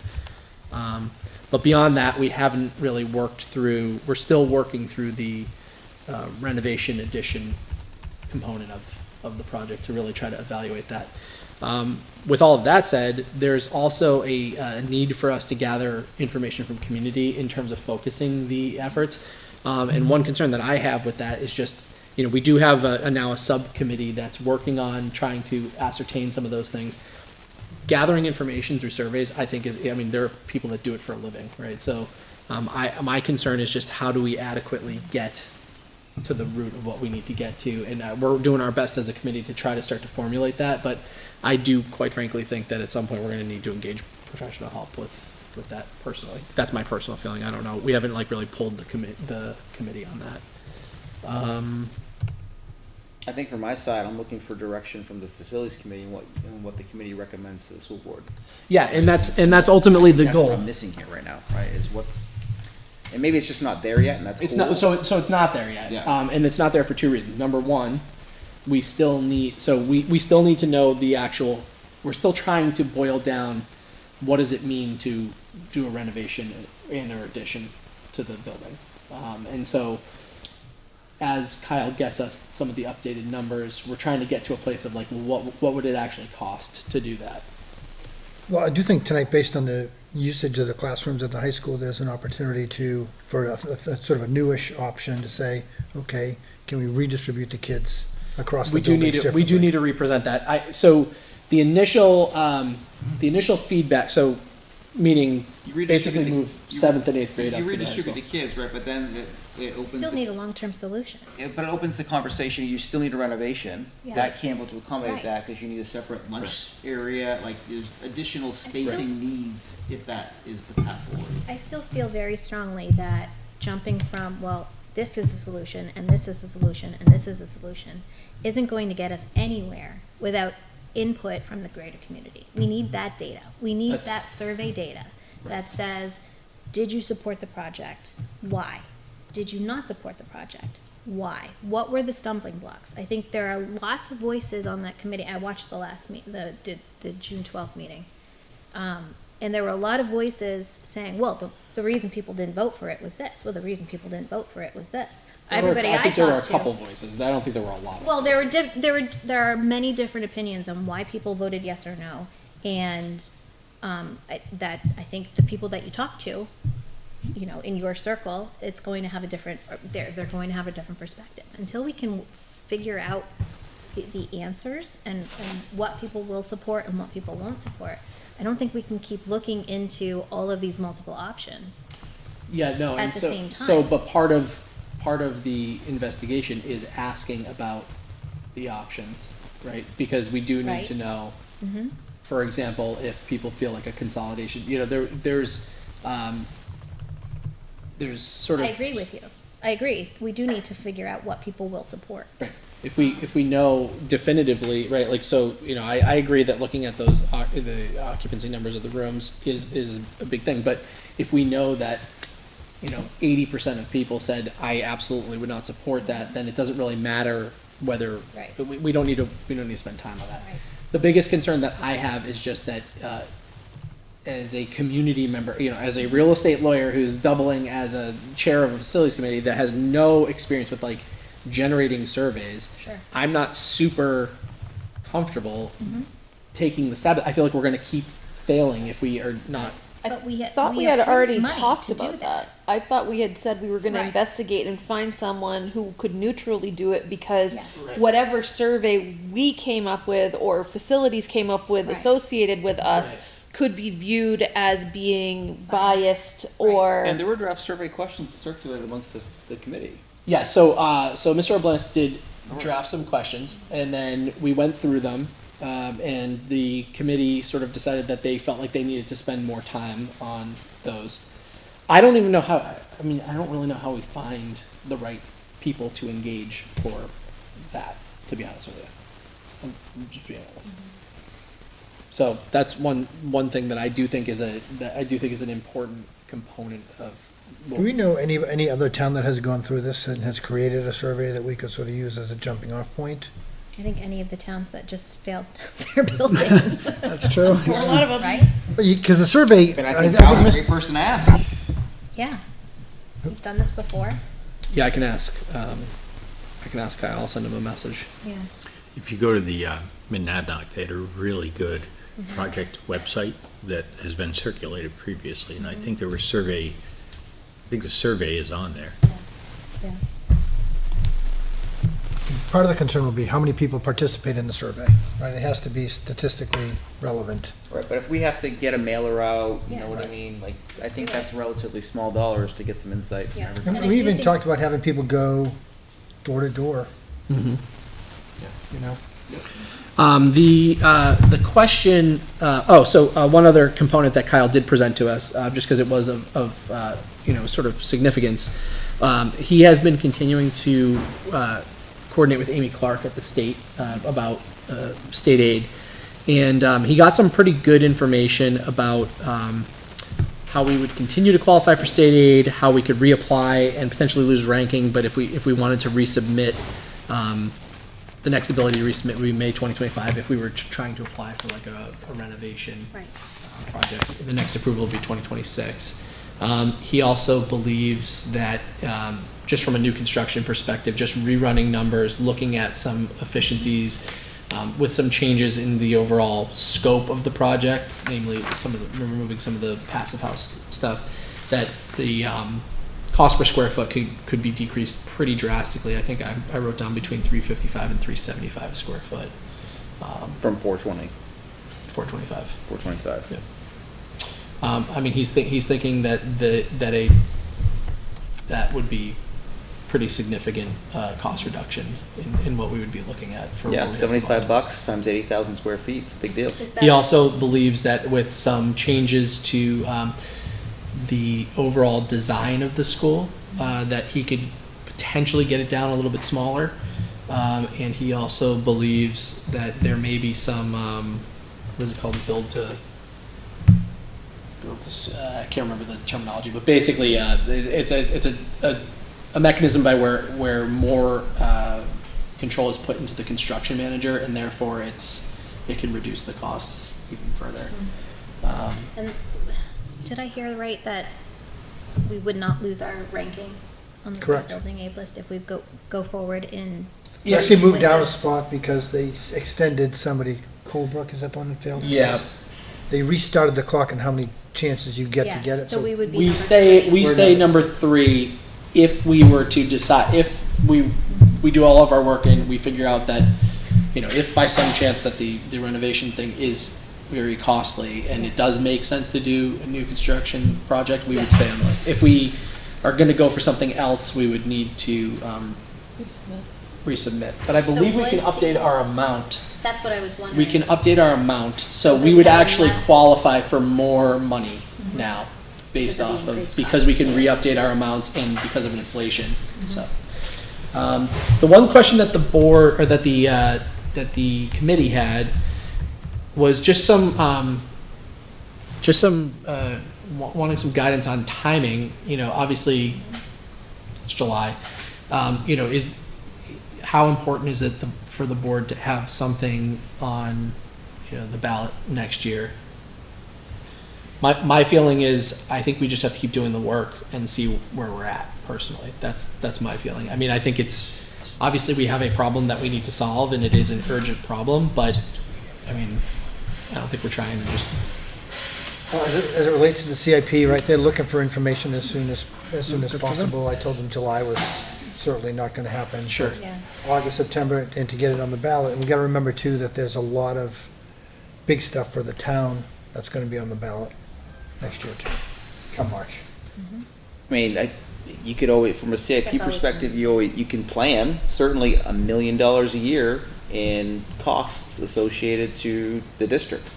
What that $1 million goes to, it could go to GMS, LMS, or CHS, I don't know, right? But I mean, I think one of the things that I heard loud and clear over the process over the past year is that, the town clearly expected us to repurpose money once CHS was paid off. Great, well, that payment was just over $1 million a year, right, for the CHS bond.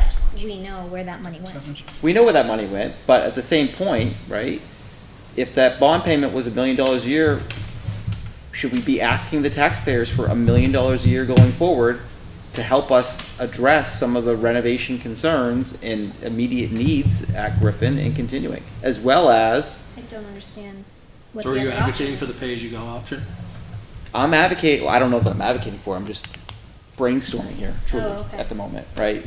Do we start to think about asking taxpayers for a large sum of money per year so we can start to tackle some of the renovation or Well, that's what needs we're are? trying to figure out, right? I mean, I think that ultimately, as a town, we should be starting to put more money into things, because there are towns that, But when what's they have. that amount? And what do we Well, need to ask I don't for? know, but Yeah. I agree that there are towns that have put forward projects where they've had $8 or $10 million in reserves that they've been putting aside to be able to solve issues. I think what I also heard from the public loud and clear was there was a level of frustration expressed that the LMS project leapfrogged the GMS project.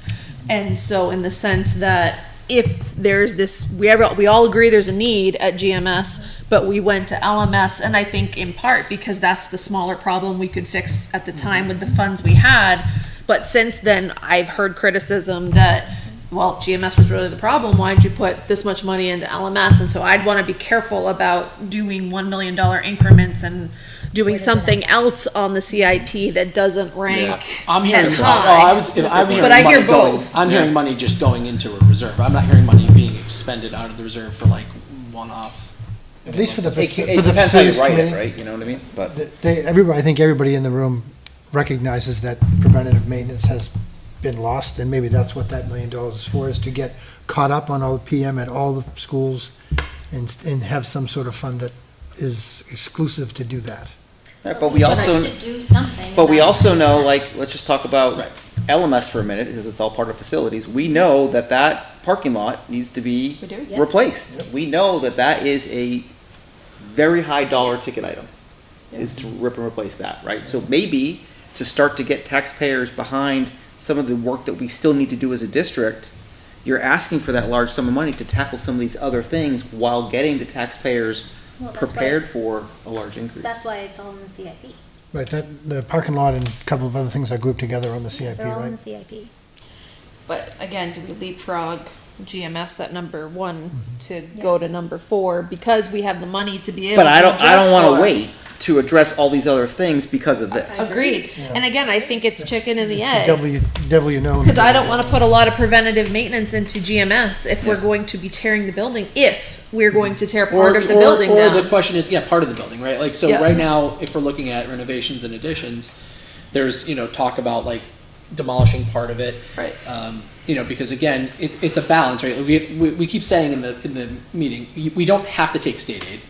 It's kind of silly not to take state aid, also because really it's tied to like, are you solving problems? So like, do we just not want to solve problems?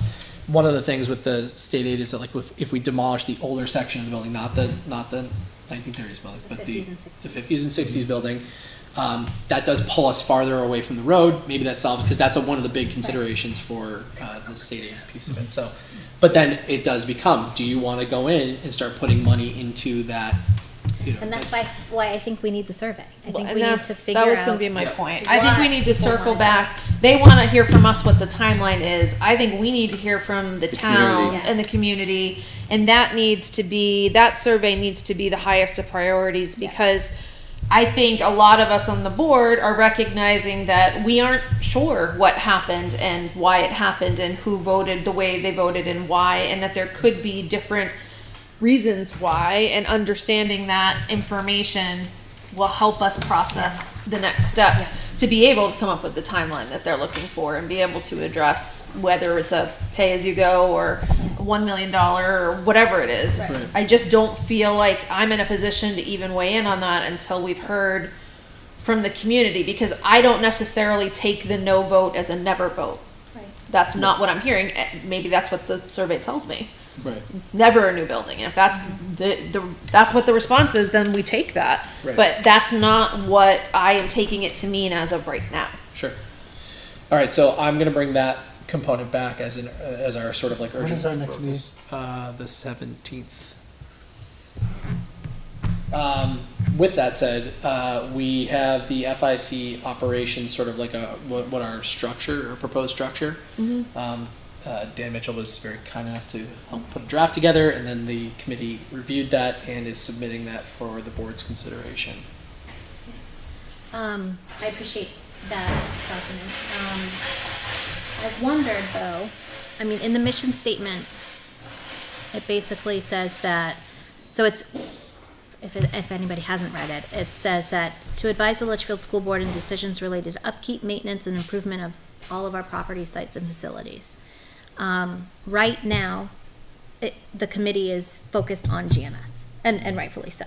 I'm wondering if it makes more sense to have a facilities improvement committee that is kind of district-wide, district level, looking at the maintenance and upkeep and repairs needed, and have a separate GMS solution committee. Because I think in this mission, it's such a broad mission that things will get overlooked. as Well- far as the district-wide maintenance needs. That's what you and I were chatting about as Yeah. well. And then we need a focus on GMS because that's the urgent need right now. I mean, if that's the board's will, I'm happy to. Maybe we would just be creating a second. Or Maybe turning it this becomes a committee sub- into Your the GMS focus, committee. your focus is so large just Right. on GMS, like, Right. and that's really, and again, rightfully so, that's your, Yeah. kind of your mission at the moment. But we don't want it to have, be lost on all the other facilities needs also within the district. So we, So we would basically turn this into, this would not be the facilities committee. this would be a solving GMS. Right.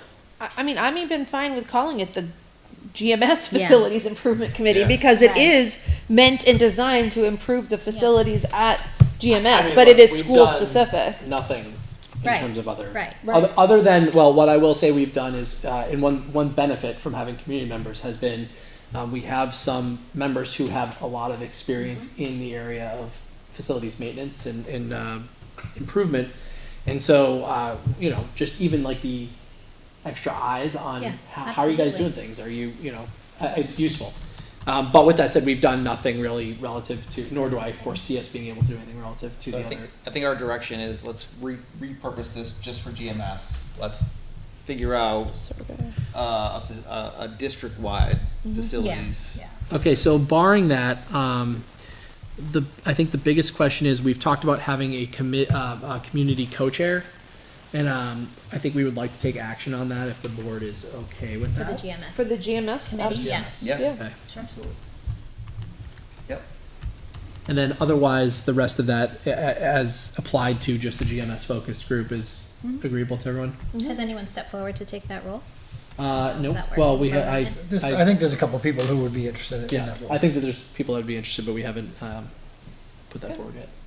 I also think from a political perspective, if you make it a GMS thing, it becomes reimagining GMS all over again, and you're gonna push people away. That's what it is. It has to, we have to solve the GMS problem. I understand that, but I just think it's gonna put a bad taste in people's mouth. If it becomes all about GMS. We have done some discussion of other things. Obviously, GMS is the biggest problem we're trying to solve. But if it's just GMS, I I don't think that's think what I just heard, is it's just GMS and then you guys aren't doing anything no, we've talked about some of Well, the no, other so stuff we that talked needs to be about done. it, other I don't know if it business needs to be precludes us from considering considering the implications on other aspects of Well, facilities, though. done. But it does, if we have a separate facilities committee and we're just focused on GMS. No, but I mean, but when we make decisions about GMS, though, we don't have to do them in isolation of like, we don't have to ignore the fact that there's other facilities or considerations with other facilities. At least I wasn't interpreting that way, so. No, I mean, we are a district. I just think the scope of what needs to happen for GMS is so large, like Andrew said, that a committee focused on just that whatever that solution will be is, I think that's what we need at this time. I think we might also need input from the community on, facilities maintenance and upkeep and repairs. And we need that input from the district as well, what I needs think to you be should put done. together a project plan. Right? What dates are you working towards, and work your plan back from that with very tangible actions that you can start to assign committee members to and against. That way, we're not just kind of shooting in the dark, and, right, you have a plan that you're actioning against that gets us to a date. Okay. And you have members on that committee that I know can help with that. Oh, yeah. Right. Okay. You want to address the correspondence from Mr. Oblinus? Yes, so the board did receive, as Vice Chair Haynes mentioned during correspondence, we received a note from Mr. Oblinus about his recommendation to terminate our continued discussions, services with Mr. Barker. And I'd like to have a discussion on that, on kind of what that's all about. Yeah, so I mean, Mr. Barker was the architect selected for the last RFP. He has a lot of knowledge about the district. And Mr. Barker shared at our last meeting that he's currently working for free for us, because he wants to try to help us get to the next point. He feels like you know, it's a piece of goodwill that he can do, given the fact that we weren't able to get something that was agreeable for the town. And at the current time, he has the bandwidth to assist us on sort of a pro bono manner. There will come a point at which the scope will warrant us needing to enter into an RFP. But his feeling was that he could provide some free counsel and help us kind of work towards figuring out what that is. You know, Mr. Oblenis's email, my response to him was, what is the scope of what you're proposing? I guess what's tough for me is I think we all agree that we can't rely on free to get to the answer. And there is going to be some sort of cost to get to it the right answer. But I don't know that we're at a place where we can put out an RFP right now I don't think that there's enough definition of what an RFP is. Even Mr. Oblenis's response to me is I think it's too early to be trying to try to target that right now, especially in light of the fact that he's talking about significant sums of money that we would expend for that. I think we need to, again, I think it comes back to, we need to know what the community is going to support before we say, let's go throw a bunch of money at that. And I certainly very much appreciate, and I know Mr. Oblenis does too, very much appreciate Kyle's efforts that he's been making. And I think that we are getting some good, you know, free advice at the moment to help us transition, so. I think also to completely cut ties and start fresh now delays us another 5 to 6 years. Yeah. I think Mr. Oblenis, one of his concerns was if it goes out to bid, right, at some point it's gonna have, the whole Right. project's gonna have to go out to bid, whatever we choose to do, that if Kyle were to win, somebody could challenge that, given what he's done here. And you know, I hadn't thought of that until I had seen it from Mr. Oblenis, but it could happen, that all of a sudden now we're in, some other construction company says, no, we bid this, but he did this for free. I guess if you deal with government contracts, and I think, Andrew, you deal with government contracts, right, so it can become ugly quick. I mean, the alternative is that we just start throwing a bunch of money at things. I don't know. I just think that we have someone with a lot of knowledge about our current situation. And I mean, look, the reality is that all of these meetings that we have for the FIC are televised. They're all public meetings, so people can see the participation. And I just want to be clear here, right? I mean, I understand where Mr. Oblenis is coming from. I understand the risk that he believes is there. But just to publicly state, there's no preferential treatment at this point to Mr. Barker. Right. Right. We certainly appreciate the goodwill. We thank Mr. Barker for all of his support and services to get us to where we are today. We would love for that to continue and just for us to be able to ask questions to help guide us and keep us on the right track here. But it's my expectation that once this project does go back to RFP, and it will go back to RFP, that it's going to be an open bid to everybody. And Mr. Barker is very, very clear that he understands that, and is basically has said multiple times that he is looking forward to the opportunity to earn the Right. business again when that opportunity comes. But we still need to figure out how to get to that next point, and I just don't know that. I mean, I don't do these type of projects for a living, so like I don't know who you would even hire to guide you through that, right? We have someone who has some experience. So in my opinion, I think that we need to continue moving forward in the path that we're going and trying to get some more information from the community. Perfect. That's the plan. I I agree. would agree. I don't think we should send Kyle back, and he's done a lot, and he's got more knowledge than anybody else out there. Maybe Alright. I'm completely naive, but I don't know that it's for free. I mean, we paid Kyle a lot of money. No, we did. So I'm Right. seeing this sort of as a further, it is, but I also see it as further work on, that he's already done. I mean, But I wonder But too. showing up, I mean, he's showing up. he is, he's going showing up above and for, beyond, you which know, is great, but I don't 2 think that hour gives him a leg up on the RFP process, which is No, what you it's guys are gotta be a talking about. competitive bid, but No, I mean, if he has a leg up on the process, it's the fact that he has a ton Ton of of knowledge knowledge. about our district, and he Yeah. has the ability to really tailor what he's going to recommend based off of his, right. you know, extensive Not only interactions. our district, I mean, how many schools is he building right now? And his, you know, helping to create the rules, the ed rules for a building aid. And, I mean, I think that's a huge benefit to us as a town. Yes, and then the only other component of that, just that I have to, sort of reiterate to the whole facilities committee is that the committee is supposed to be communicating with the board through us, right? So, we need to not have it be that individual members of the committee are just going directly to the board with things that are not being really vetted through the committee. That's the whole purpose of the committee. So we'll have a discussion about that at our next. So that was I my agree. I question. mean, I'm looking to you guys to make the recommendations to the board on behalf of the committee. Right.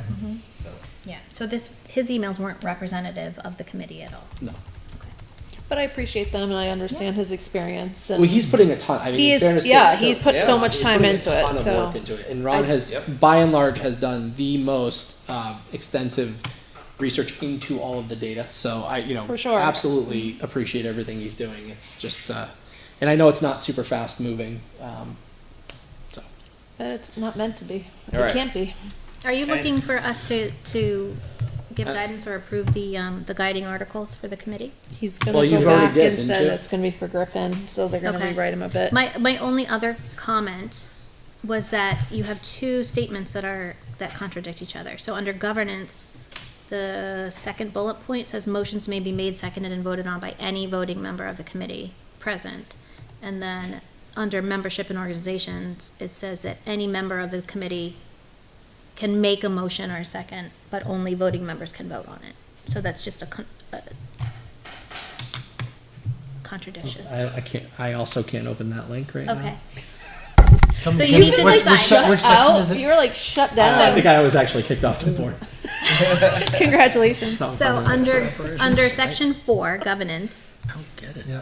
it says, on the second bullet says, motions may be made, seconded, and voted on by any voting member. So anybody who can vote can make a motion or a second. Underneath membership and organization, it says that any member can make a motion or a second, but only That should be voting any members. vote, yeah, all right, So why Yeah. don't we just change it to any voting member? yeah, Well, which one? voting members can So- make motions. Only voting members can make motions and seconds.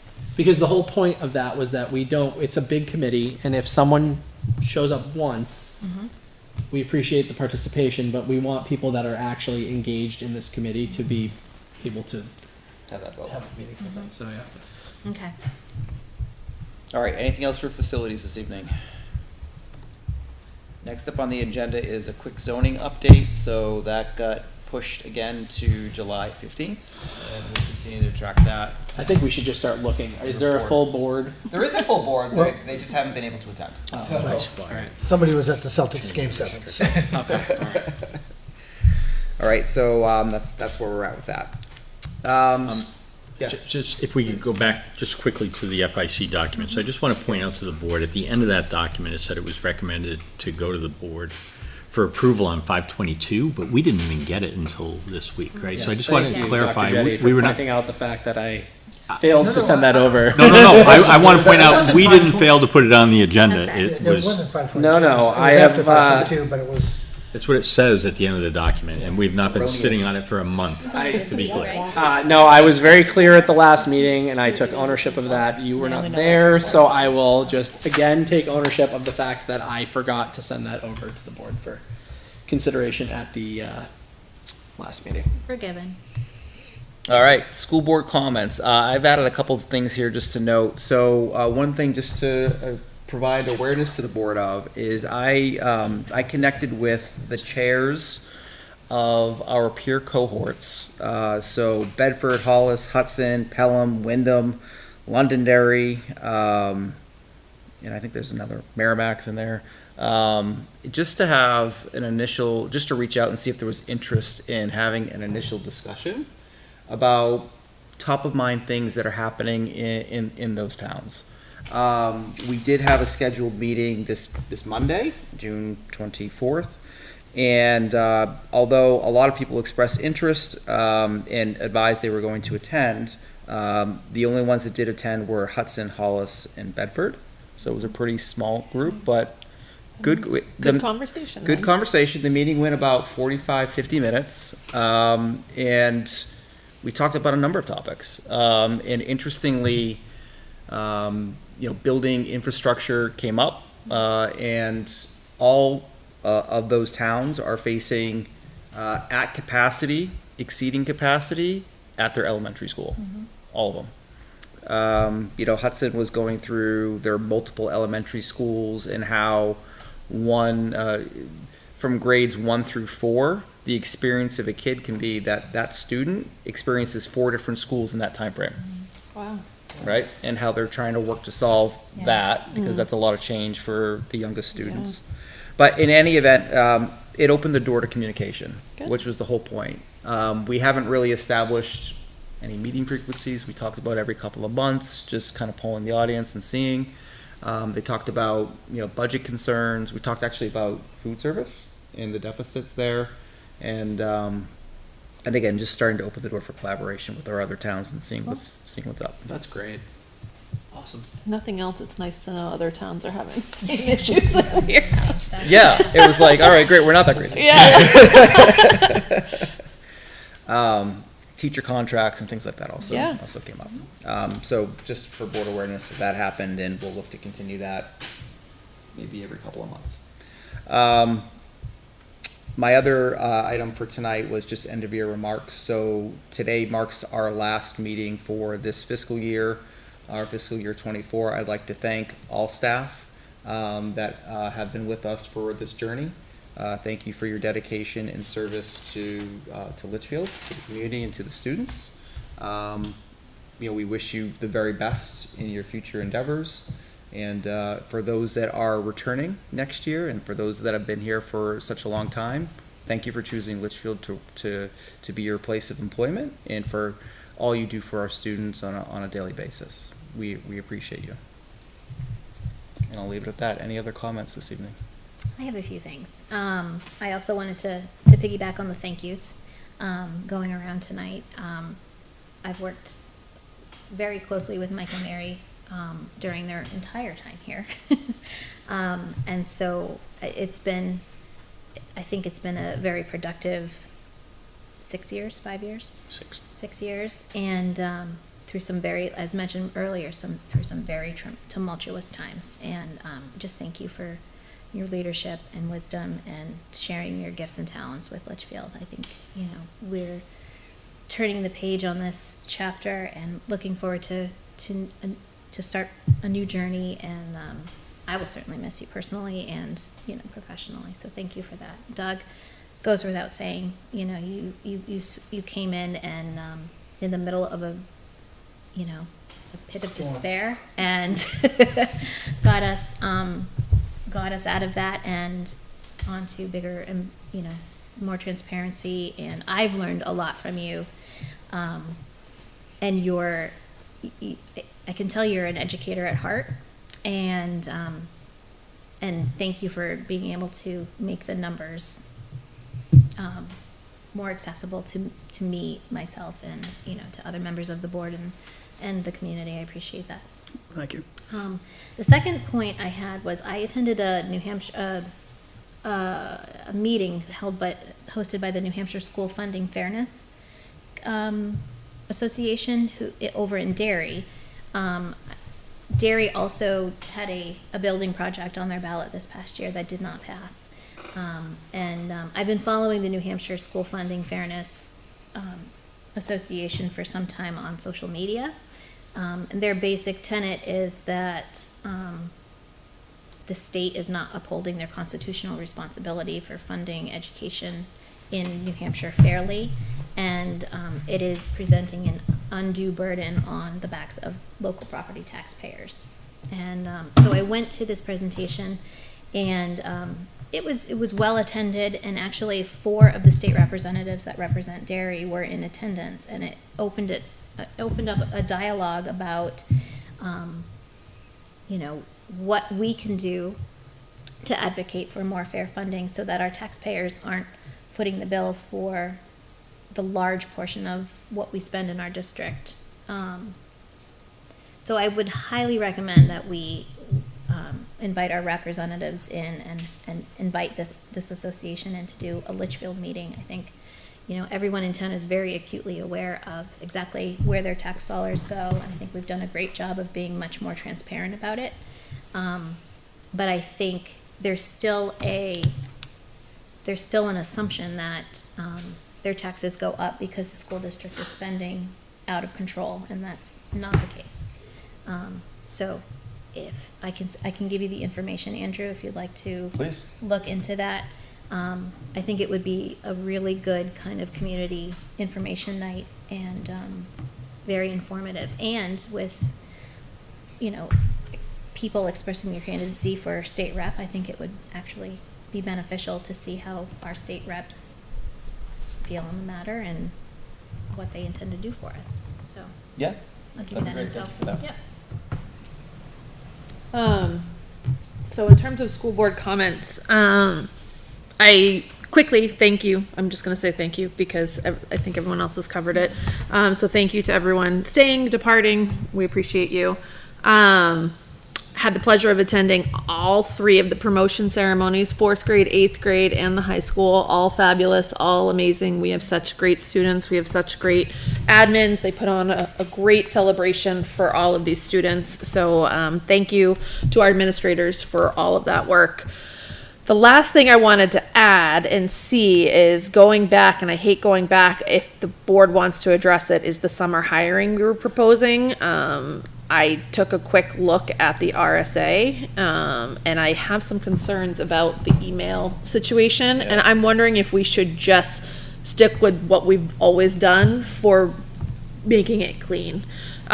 So looking at whether or not you get into voting, and whether or not it's a meeting, and then open to the public minutes, what that requires for, it outlines what is in the meeting, and so I'm not even necessarily saying that it applies 100%, but rather than us having to change this later on, I would just rather go with making a motion to, and I found the 2018 motion to grant authorization to the superintendent to offer contracts to new hires during summer months, and we can put a date on it when there are a limited number of school board You meetings. just started the motion, so why don't you just add the date to it?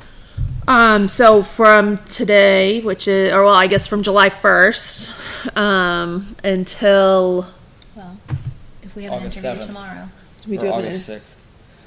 till August 6th? Well, because August 7th is our next meeting, and then we're meeting every couple weeks, right? Yeah. Do we want to start it today, or do we want to start July 1st? Today. Okay, so starting today, June 26th, until August 6th. Second. And again, this would replace the other. And can you just read the motion one more time? Yep, motion to grant authority to the superintendent to offer contracts to new hires, during, so I guess offer contracts is what's listed here in the minutes, but it's offer So and to make all hiring decisions. hiring decisions, yeah. I also see that we also typically do a motion to grant authority to the BA to make and sign all office and business management forms, contracts, and grants on behalf of the school board, but I don't know that we have a BA to do that, Can so the superintendent do that in lieu of us having a BA? probably. Yeah. So then I why think don't we that- add that to the motion? Yeah. I can do it as a second motion too, but yeah, I can, Yeah. All right, so I'm gonna- Superintendent or designated. So I would just do it all as one, just authorize them to do the who was my hiring. second? It was me. Okay, so if my second agrees, clear it up. then I am making a motion to grant authorization to the superintendent to offer contracts to new hires from June 26th to August 6th, as well as to sign all office and business management forms, all contracts, and all grants on behalf of the Litchfield School Board. I second that. Okay. And again, sorry to use school board comments, but I just would rather clear this up and I'm glad you not. looked at it. Thank you. deal All right, with it. we have a motion and a second, additional discussion? All right, all those in favor, please say aye. Aye. Opposed, abstained? You're the man, 500. You still ready? That sign is getting ready. I don't want to sound like a broken record. I also would like to thank all of you who have been here and who are, moving on. All of you are staying, of course, as well, but all of you are moving on. I wish you all the best and best of luck with your new endeavors. You'll be missed. Well, I have to say thank you to everybody now too, because everybody else. No, I wanted you to be the last one that did. Not that I wouldn't have said It's gotta thank you, come from the but heart, Peter. it does. It's, I have a newfound perspective on the whole process, so thank you guys. Brian, welcome aboard. All right, With that, we have manifest this evening. I think we have You signed them. They're all signed over all here. signed, 3 signatures on manifest. We've already done community input, and with that, we will close our public meeting. I will entertain a motion to move into non-public. So moved. Motion by Mr. Shoemaker, second by Ms. Ames. All those in favor, please say aye. Aye. Aye. That carries 500, and we are going into non-public under RSA 91A. Colon 3. 3. Yeah. Want it? Nope, I got it. Okay. I just, Scrolling by it. just scrolling by it here. So, :3, matters which if discussed in public would likely adverse affect the reputation of any person other than a member of the body or agency itself until such person requests an open meeting. All right, with that, thank you again, and our next meeting will be on July 10th. We'll see you then.